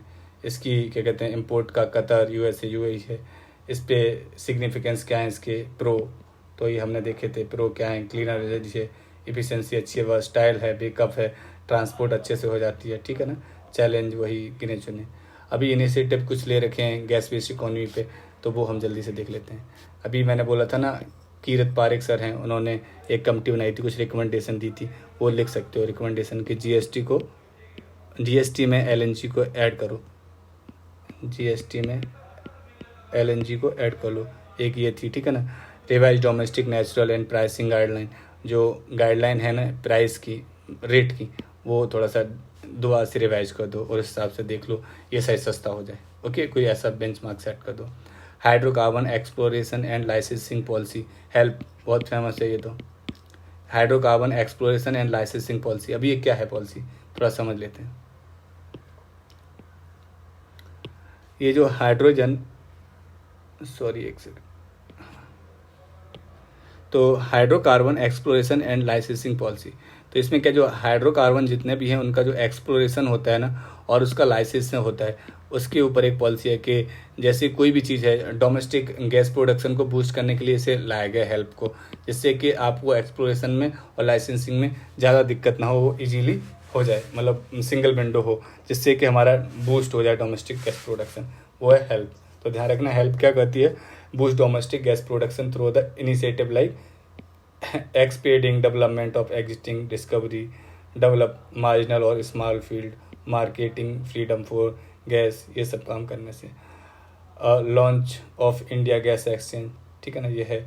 Unified tariff and natural gas pipelines, create necessary gas infrastructure के लिए भी कई सारे लोगों ने बताया। ओके, तो यही सब है। और ये आपका आर्टिकल ख़त्म हो गया, शॉर्ट्स रह गए, तो शॉर्ट का भी वीडियो नेक्स्ट बनाऊंगा मैं। यदि आप लोगों को ये मेरी जो मेहनत है वो अच्छी लग रही है तो प्लीज़ शेयर करो इसे, प्लीज़ शेयर करो और सब्सक्राइब भी करो। ओके, और दोस्तों को शेयर करो, थोड़ा सब्सक्राइब करो जो मैं मेहनत कर रहा हूँ उसके लिए, ठीक है ना। और मैं ये सब चीज़ें आप धीरे धीरे सीख ही रहे हैं, तो तब तक के लिए खुदा हाफिज़ और सतर्क रहें, सावधान रहें। ओके।